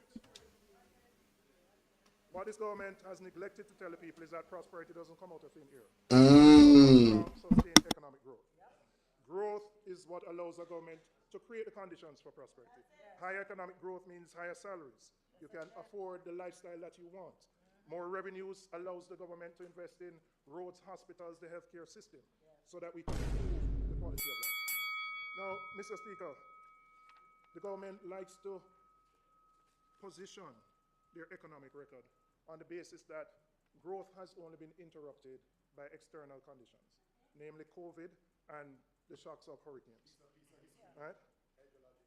Now, Madam Speaker, I'll ask you to look at the data from 2016 to 2019.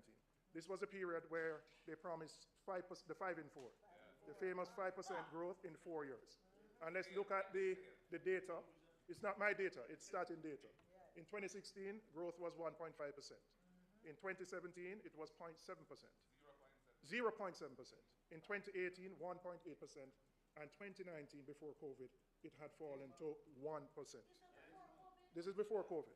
So if you average the 4 years, you're talking about growth of about 1.2%, less than 2% growth. And they had actually promised 5 in 4 growth. Now let's look at what happened during the COVID pandemic. We had a very steep fall of about a 10% fall. And quite frankly, we had a very strong recovery. We had what I would consider a V-shaped recovery.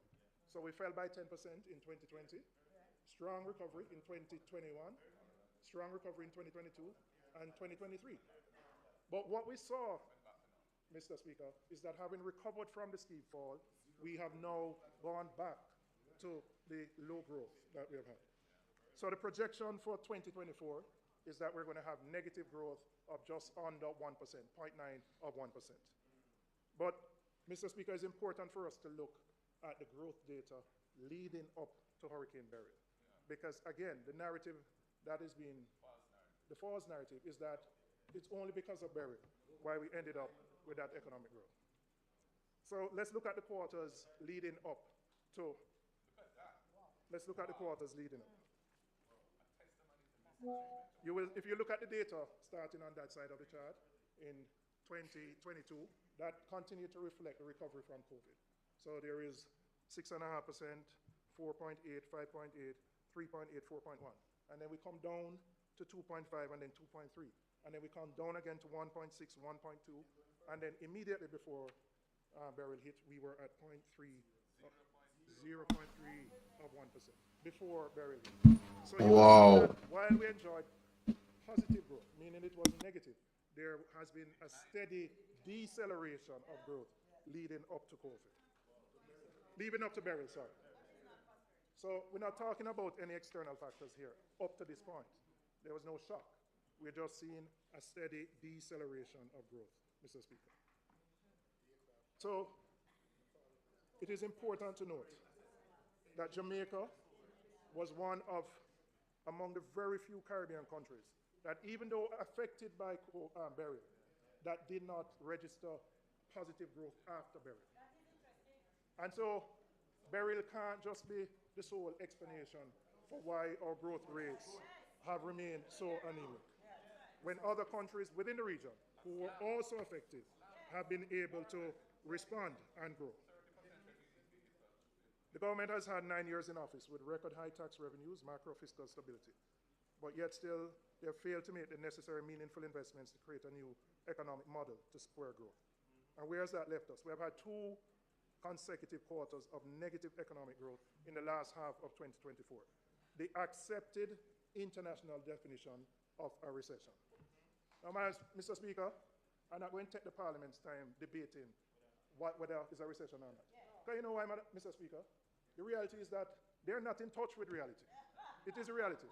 If the Minister of Finance can say $2,000 per month for 3 years can make you pay down on a pro box, it means they don't understand what is going on in the country.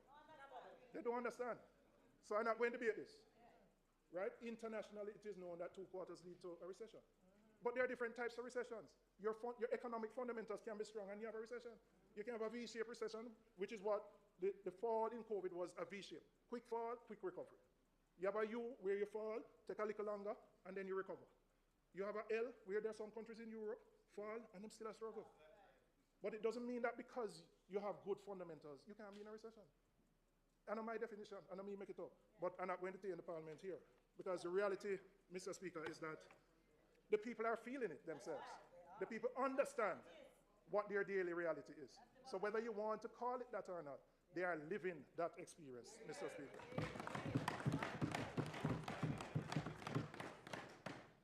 Mr. Speaker, in November last year, the government unveiled what they call the Pivot to Growth Initiative. Under the Now, ladies and gentlemen, we're not going to just move past that as if we don't realize it.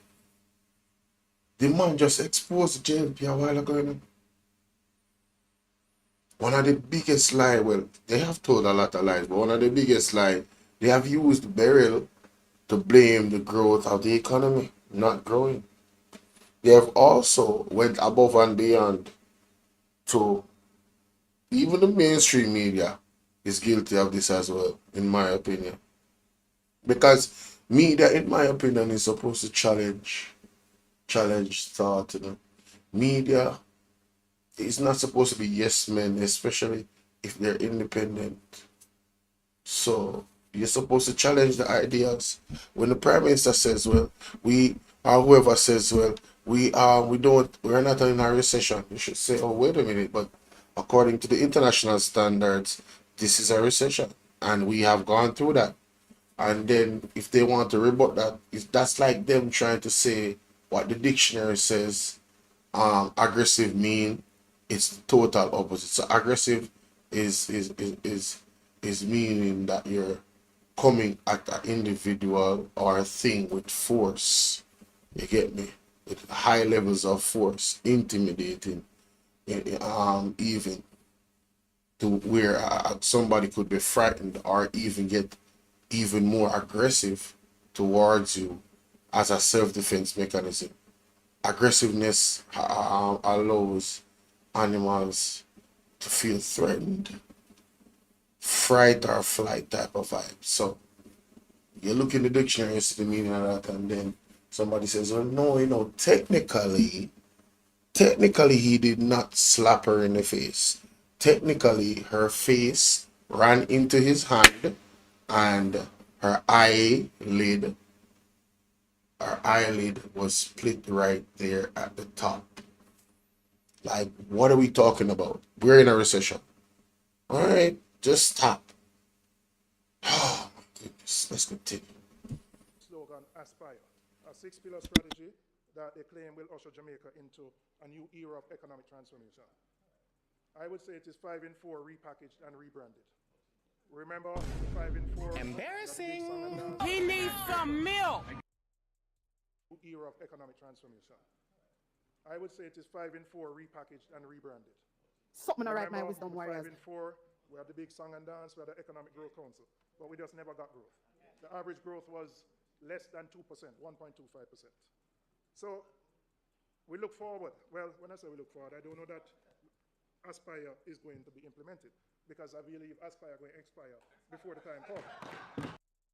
Well, finally, I want to say to the people of Jamaica, we are at a tipping point. One of the things that Richard Pandoy, CEO of Shepherd, said to me today, that he can't understand why everybody's so silent and why the people are so silent and I take all of this problem. And that's why I say, we want the people of Jamaica to wise up and rise up and make the man them know. So we know that we are in a crisis and we're not tolerating those things anymore.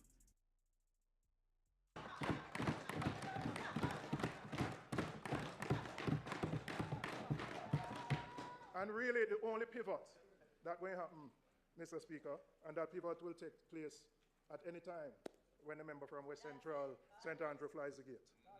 The only pivot that will take place is that we will pivot from here and we will go over there.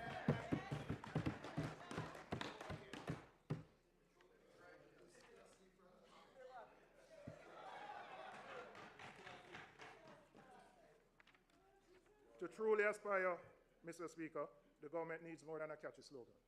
Governance must be at the forefront, led by someone with credibility, vision, competence, and I will add integrity as well.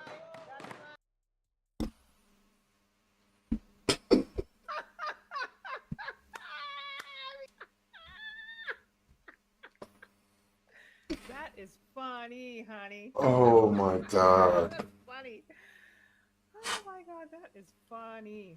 Hey, in case you don't realize, you know, Julian Robertson fire be a shot off Andrew. You know, so Andrew is sitting here, but I don't understand why the cameraman don't show him. And the reason why I look feet because I watch talking my TV and he mentioned it. Mainstream media, why? You know look good. You know look good. Mainstream media, how comes you can't catch Andrew Honest, the man of the hour? We can't see Andrew Honest facial expression, no close up, no nothing. All move like in got bathroom one at a time. I wanna just We not have the camera upon him. I want to Andrew. I remember one prophecy where Pastor Peter Chambers prophesied what they are, you know. I remember one song, you know. Me I hear one song, one new song, where Andrew and talking on TV, I push out about the budget, you know. And the man said, oh, Andrew Samaga, what am I do? I fret him, I fret.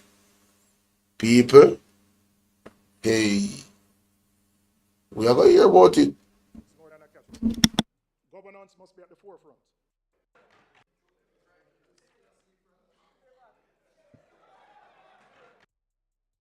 See Andrew Holness, this alongside the Ed Bartlett people. And Favor William, the two chair beside him. You know, so what going? Him dead. Him dead. To truly aspire, Mr. Speaker, the government needs more than a catchy slogan. Governance must be at the forefront, led by someone with credibility, vision, competence, and I will add integrity as well. See how the man hold on for Mark Golding. Yeah. Economic growth goal must be established. Macroeconomic stability by itself is not a growth strategy. The services industry must be prioritized with a focus on logistics, technology, and a reimagined tourism sector and global trade. And I will speak more about that. Mr. Speaker, the government last year entered into the capital markets with a securitization deal, selling revenues from the Norman Manley International Airport concession for the next 12 years, all the way up to 2036. It was sold as a sophisticated transaction, creativity at its best. But really what it was, Mr. Speaker, we were taking 12 years of future revenues to deal with current consumption. Emotional damage! Because, Mr. Speaker, we were taking 12 years of future revenues to deal with current consumption. And the reason we were there is that because of the sluggish growth, because the economy hasn't grown, because the tax revenues have not kept pace with spending, we have had to find other ways of funding the budget. It's no different now from selling the Trans-Jamaica Highway shares, the $9 billion that will be realized from that to fund the current budget. And Mr. Speaker, you don't need to be an economist to know it is never a good thing to sell assets that provide future revenues to fund current consumption. Because what will happen next year, we will have no revenues from Norman Manley for the next 12 years, right? Yo, this is not funny, you know, but when I hear Mark Golding in their back, because them throw so much shot off of the PMP, like, bro, you can't live in a glass house and throw stones. You got borrow 12 years worth of credit, or income, or profit. That's like you spending a paycheck where you don't get yet. Like he said, you don't need to be an economist to see that we're in trouble if we start to do stuff like that. Yeah, we're in trouble. And it's not like, all right, so where did the money go? Did the money go into investment? Did the money go into actually turning that money into some product of money type of vibe? No investment, no, where did it go? What did they use that 12 years of income to do? Yeah, I think we all know. So when we talk about this thing, they like to talk about run with it on this side. But I don't know, that sounds like the classic definition of run with it. The latest labor force figures from Statin show unemployment at a record low of 3.5%. And that's good news. It's always good news when there are more Jamaicans engaged in work. But while we acknowledge the low unemployment rate, we also have to ask, what is the quality of the jobs that are being created? A closer look at the labor market reveals a troubling reality. Many Jamaicans are working in contract-based, precarious jobs with little or no security. They earn unstable incomes, and they lack basic employment benefits such as paid sick leave, vacation leave, and maternity leave. Only a small percentage of them can expect a pension. Mr. Speaker, the issue of the quality of work and contract work will be dealt with more fulsomely by the opposition leader when he speaks on Tuesday. But we are committed as a party to ensuring that there's equity and justice for those in the workforce.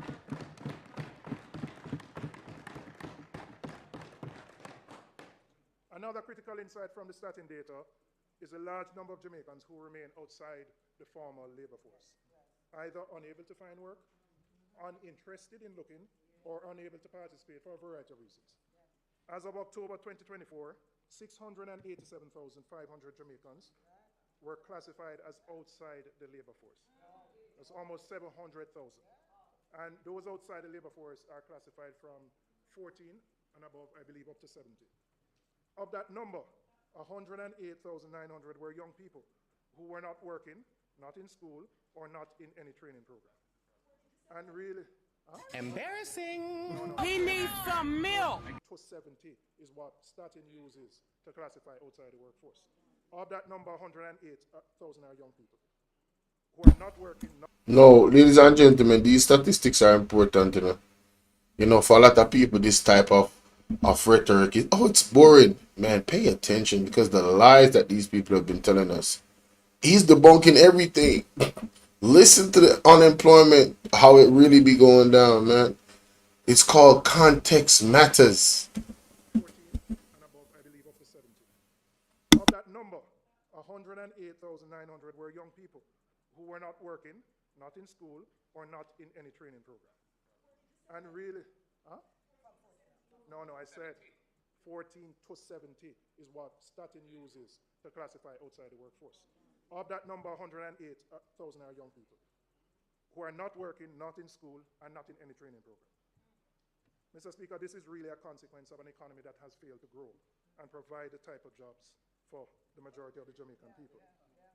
And a low unemployment rate really can't be celebrating when many workers are trapped in low-paying, insecure jobs, where half of the population is struggling to afford food, where tens of thousands of young people are disengaged from work and education.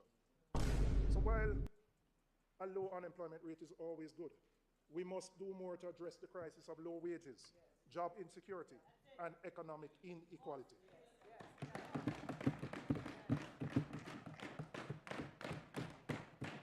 On this side, Mr. Speaker, we believe in an economy that works for the many, not just the few. It is time to uplift workers, create real opportunities for Jamaicans, and we are committed to doing it on this side of the aisle. Mr. Speaker, there is a great disconnect between the data that more Jamaicans are employed and the stark reality of the hardships that many of them face. In January of this year, a new report by the United Nations Food and Agricultural Organization found that between 2021 and 2023, a staggering 55.1% of Jamaicans experience moderate or severe food insecurity. Embarrassing. Embarrassing. Yo, did he just say 50%, bro? I gotta play that back. What? And 2023, a staggering 55.1% of 55? experience moderate or severe food insecurity. Oh my God. Not my data, Mr. Speaker. FAO did their own study. 55%, Mr. Speaker. Let that sink in. More than half of the population struggles to afford nutrition. Yo, Mark Golden just said hunger belly prosperity. I'm asleep. Okay. All right, he clowning today. He clowning. Oh yeah, he clowning. Oh my God, Mark Golden is clowning, y'all. Hunger belly prosperity? Oh man, shots fired. Man, hey, yo, whose mess is this? Nutritious and balanced meals. Many Jamaicans are underfed and living in financial distress, despite being employed. So yes, more Jamaicans may be working than before, but what they're earning is simply not enough to make ends meet. Now, what is even more alarming? Look at this. Look at this. Look at the FAO data for the Caribbean. Only Haiti has a worse food insecurity record than Jamaica. Damn. Only Haiti of all the countries in the Caribbean. Damn. More disturbing, Mr. Speaker, is that it is moving in the wrong direction. It shows that the food insecurity is getting worse. Oh yeah. For Jamaica, not for the other countries. Look, so at the top, 2019 to 2021, it was at 50.3, and 2021 to 2023, you can see it increasing to 55.1. So we are, and you know, ladies and gentlemen, this is alarming, you know. But guess what? This is a simple fix, you know. And this is why I believe that, man, some of these people doing this on purpose, bro.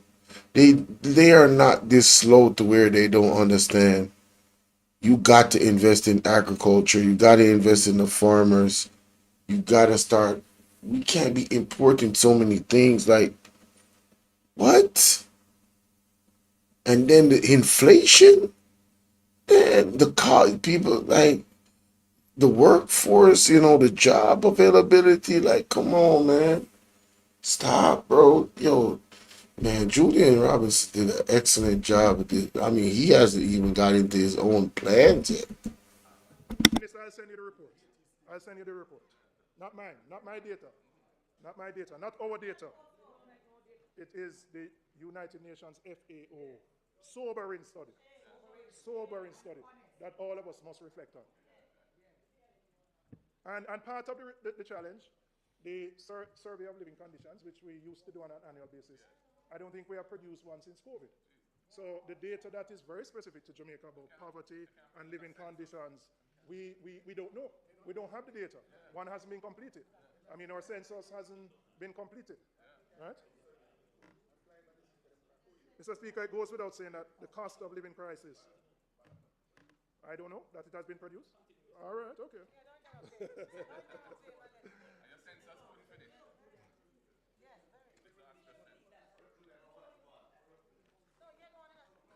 The cost of living crisis is one of the greatest challenges facing Jamaica today. The harsh reality is that what the average Jamaican can afford today is less than what they could in 2016. And notwithstanding the challenges in the global economy, it is a fact that the failure to grow the economy has put us in a position where many Jamaicans are simply struggling and living hand to mouth. It's not just food and household goods that have become more difficult to afford. Electricity bills, water bills, all of them have become more difficult.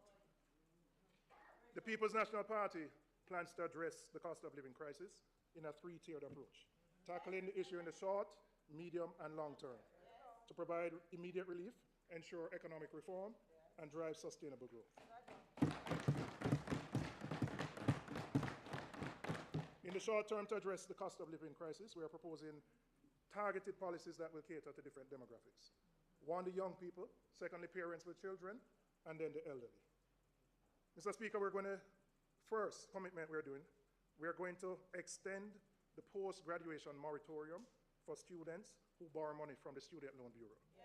And the reason we're going to do that, many of those who graduate need more time to...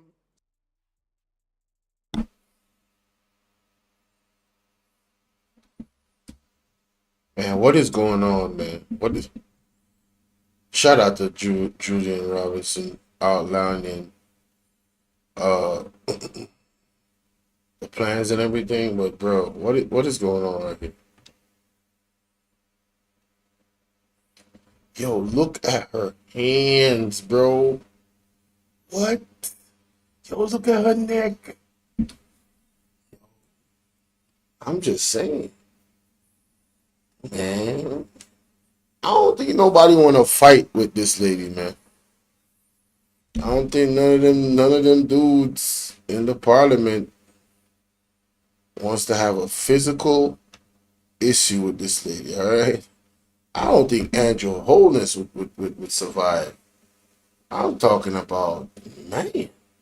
And Juliet Holness, man, if this lady wanted to mollywop Juliet Holness, it'd be over. But, you know, enough about that. You know, I'm tripping. I'm going to go back to the point plan, the introduction to his point plans. Lord have mercy. What big arms you have. Sheesh. Let's go back. Commitment we're doing. We're going to extend the post-graduation moratorium for students who borrow money from the Student Loan Bureau.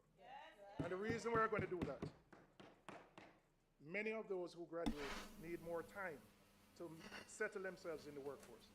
Giving them an additional 6 months will allow them that time to get the kind of job, and to be able to start the repayment. So that's the first commitment, Mr. Speaker. We're going to extend that moratorium by 6 months. People underneath for remember this now.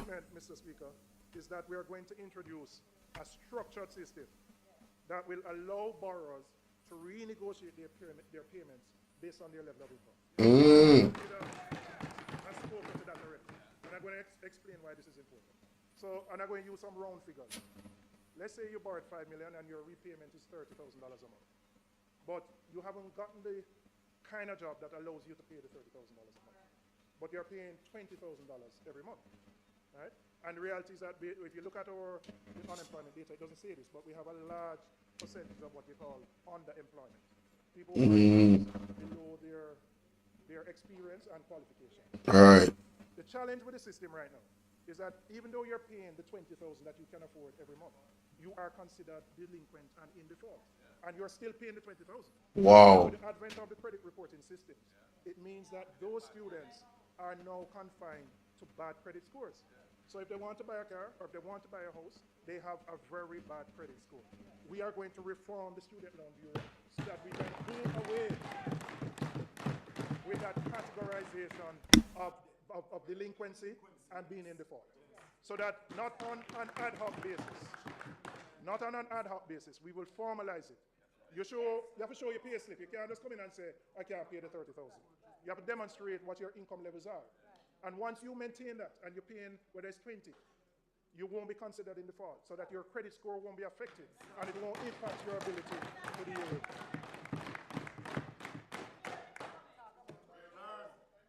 That is our commitment number 2. One of the biggest financial burdens on struggling families is the daily cost of sending their children to school. Not just the bus fare, but the lunch money. Many parents simply can't afford it.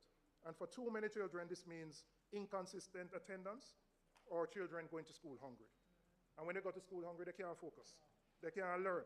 And ultimately, they're unable to achieve their full potential. Mr. Speaker, we are going to implement the EASE program. EASE means ensuring adequate sustenance for education. Ensuring adequate sustenance for education.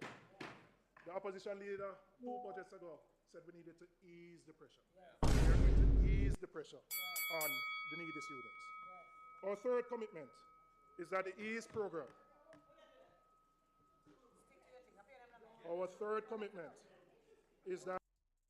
I'm gonna try to everything for distracting me, and somebody said don't pay them no mind. You see him look upon them a while ago? The disrespect. Our third commitment is that the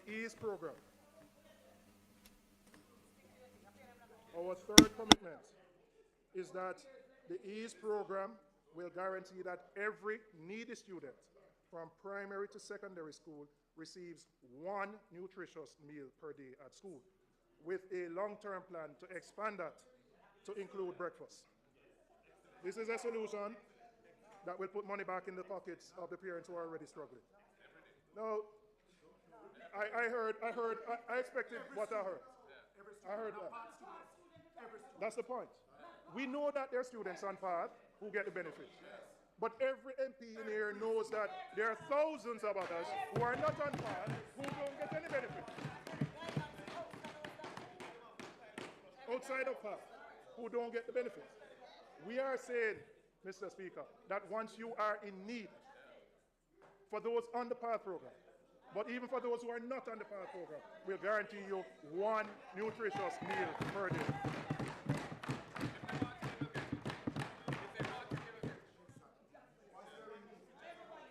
Now, Mr. Speaker,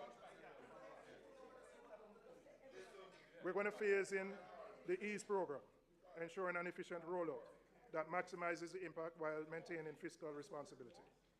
The opposition leader will address the transportation plan in his presentation. But let me say this, if you can't afford the lunch money, more than likely you can't afford the bus fare either. And too often, many of us in our own constituencies, we will see children at home on a school day. And when you ask a parent why them can't go, and them just say, but I don't have the money to send the picnic to school. That is the reality of too many of our children. So our commitment is to ensure that every needy student, those on path, but those who are not, get 1 meal per day. I now want to move to how we plan to help those senior citizens, those who are 65 and over. Mr. Speaker, we're going to introduce for our elders or senior citizens who are retired a flat rate for their National Water Commission water bills. A flat rate.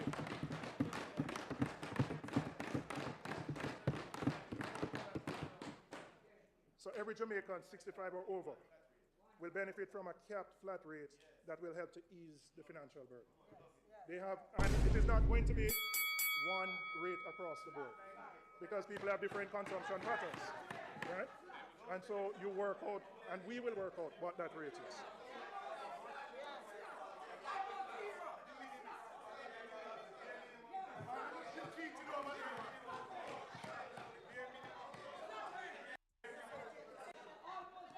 Members, please allow.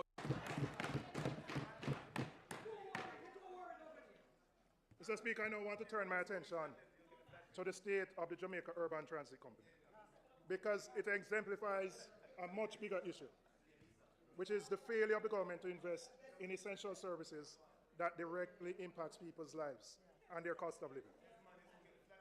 Public transportation is a necessity for thousands of Jamaicans. It determines whether children get to school on time, whether workers arrive at their jobs without stress, whether families have a few extra dollars in their pocket at the end of the day. Yet JUTC has been systematically run down by this administration. Something not right, my wisdom warriors. Something is not right. Tell you about them.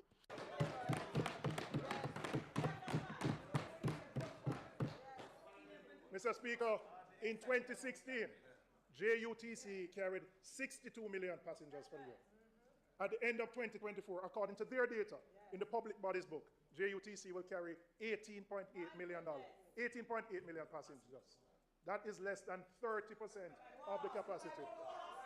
Less than 30. Right?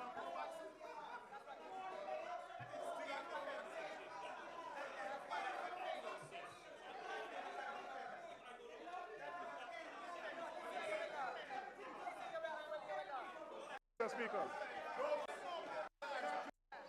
Will you allow till there's silence? Thank you. You may continue, sir. But I never know them when I get so excited. Right? Mr. Speaker, I heard Satavache. I comment, so what? I'm going to tell you so what. Right? I'm going to tell you why this matter. I'm going to tell you why it matters to Yvonne and her 2 grandchildren. Because when she comes to Spanish Town at 5 o'clock in the morning, she wait 1 hour on the JUTC bus. She can't get the JUTC bus with her 2 children. She have to go and jump in the coaster and pay $250 to go to school. And the money that she was going to give the 2 children for them lunch money, she have to spend on JUTC. And it takes them and her 3 hours to get to school. So you impact her cost of living. You impact productivity in the country. And you impact the quality of life. So you can't say so what. You can't say so what. And you know why you can't say so what? Because the people who use JUTC are the most marginalized in our society from the lowest socioeconomic groupings. So when you allow JUTC to run down like that, when you allow it to run down like that, right, you're operating at 30% of the capacity. But with 30% of the capacity. So when you ordered the 100 buses last year, it's about 10 press release, Mr. Press release when it order, Mr. Press release when it come, Mr. Press release 5 days before it come, big song and dance. It has taken 8 years to add 100 buses, and you have another 100 buses, and you're operating at 30% of the capacity. But you know what? Embarrassing. The wage bill still running at the same rate as if you're at 100%. The spare parts still running at the same. No, the fuel bill is running at the same as it has been. Embarrassing. So Mickey is going to have to deal with JUTC when he come, because it have to clean up. Because we're running at 30% of capacity, but we're spending more money on JUTC. So what? So what mean people have to pay more to reach school? So what mean people have to take 3 hours for each where they go? And so what mean you are impacting negatively productivity and quality of life? Ball out! Whoa! We need help, Jesus. Jamaica need help. Ladies and gentlemen, I know say, I have to make me know what to think about what Julian have to say so far. We are going to cap it off right there, so. For the rest of this, 101, 20, alright. For the rest of this, I have to go live later on today and catch the last piece. Because I'm going into some detail. But, yeah, man. Happy Friday. Pick up on yourself, and thanks for watching the video. Thanks for hitting the like button. Thanks for sharing the live. And thank you for donating to the Cash App, the PayPal, or the Zelle. Thank you, thank you, thank you, thank you, thank you. Alright, that's my time. Yeah, man, big up on yourself, people. I gotta go sleep. Can't burn the gas cylinder like how we used to. So, see y'all later, alright? Thanks for the people that, you know, was rocking out with me, still up, alright? Big up on yourself. Hassan, big up Hassan. Only person I type in and chat, everybody else I go watch me. But big up all of my new subs them still. You never know who is watching. Alright, look more.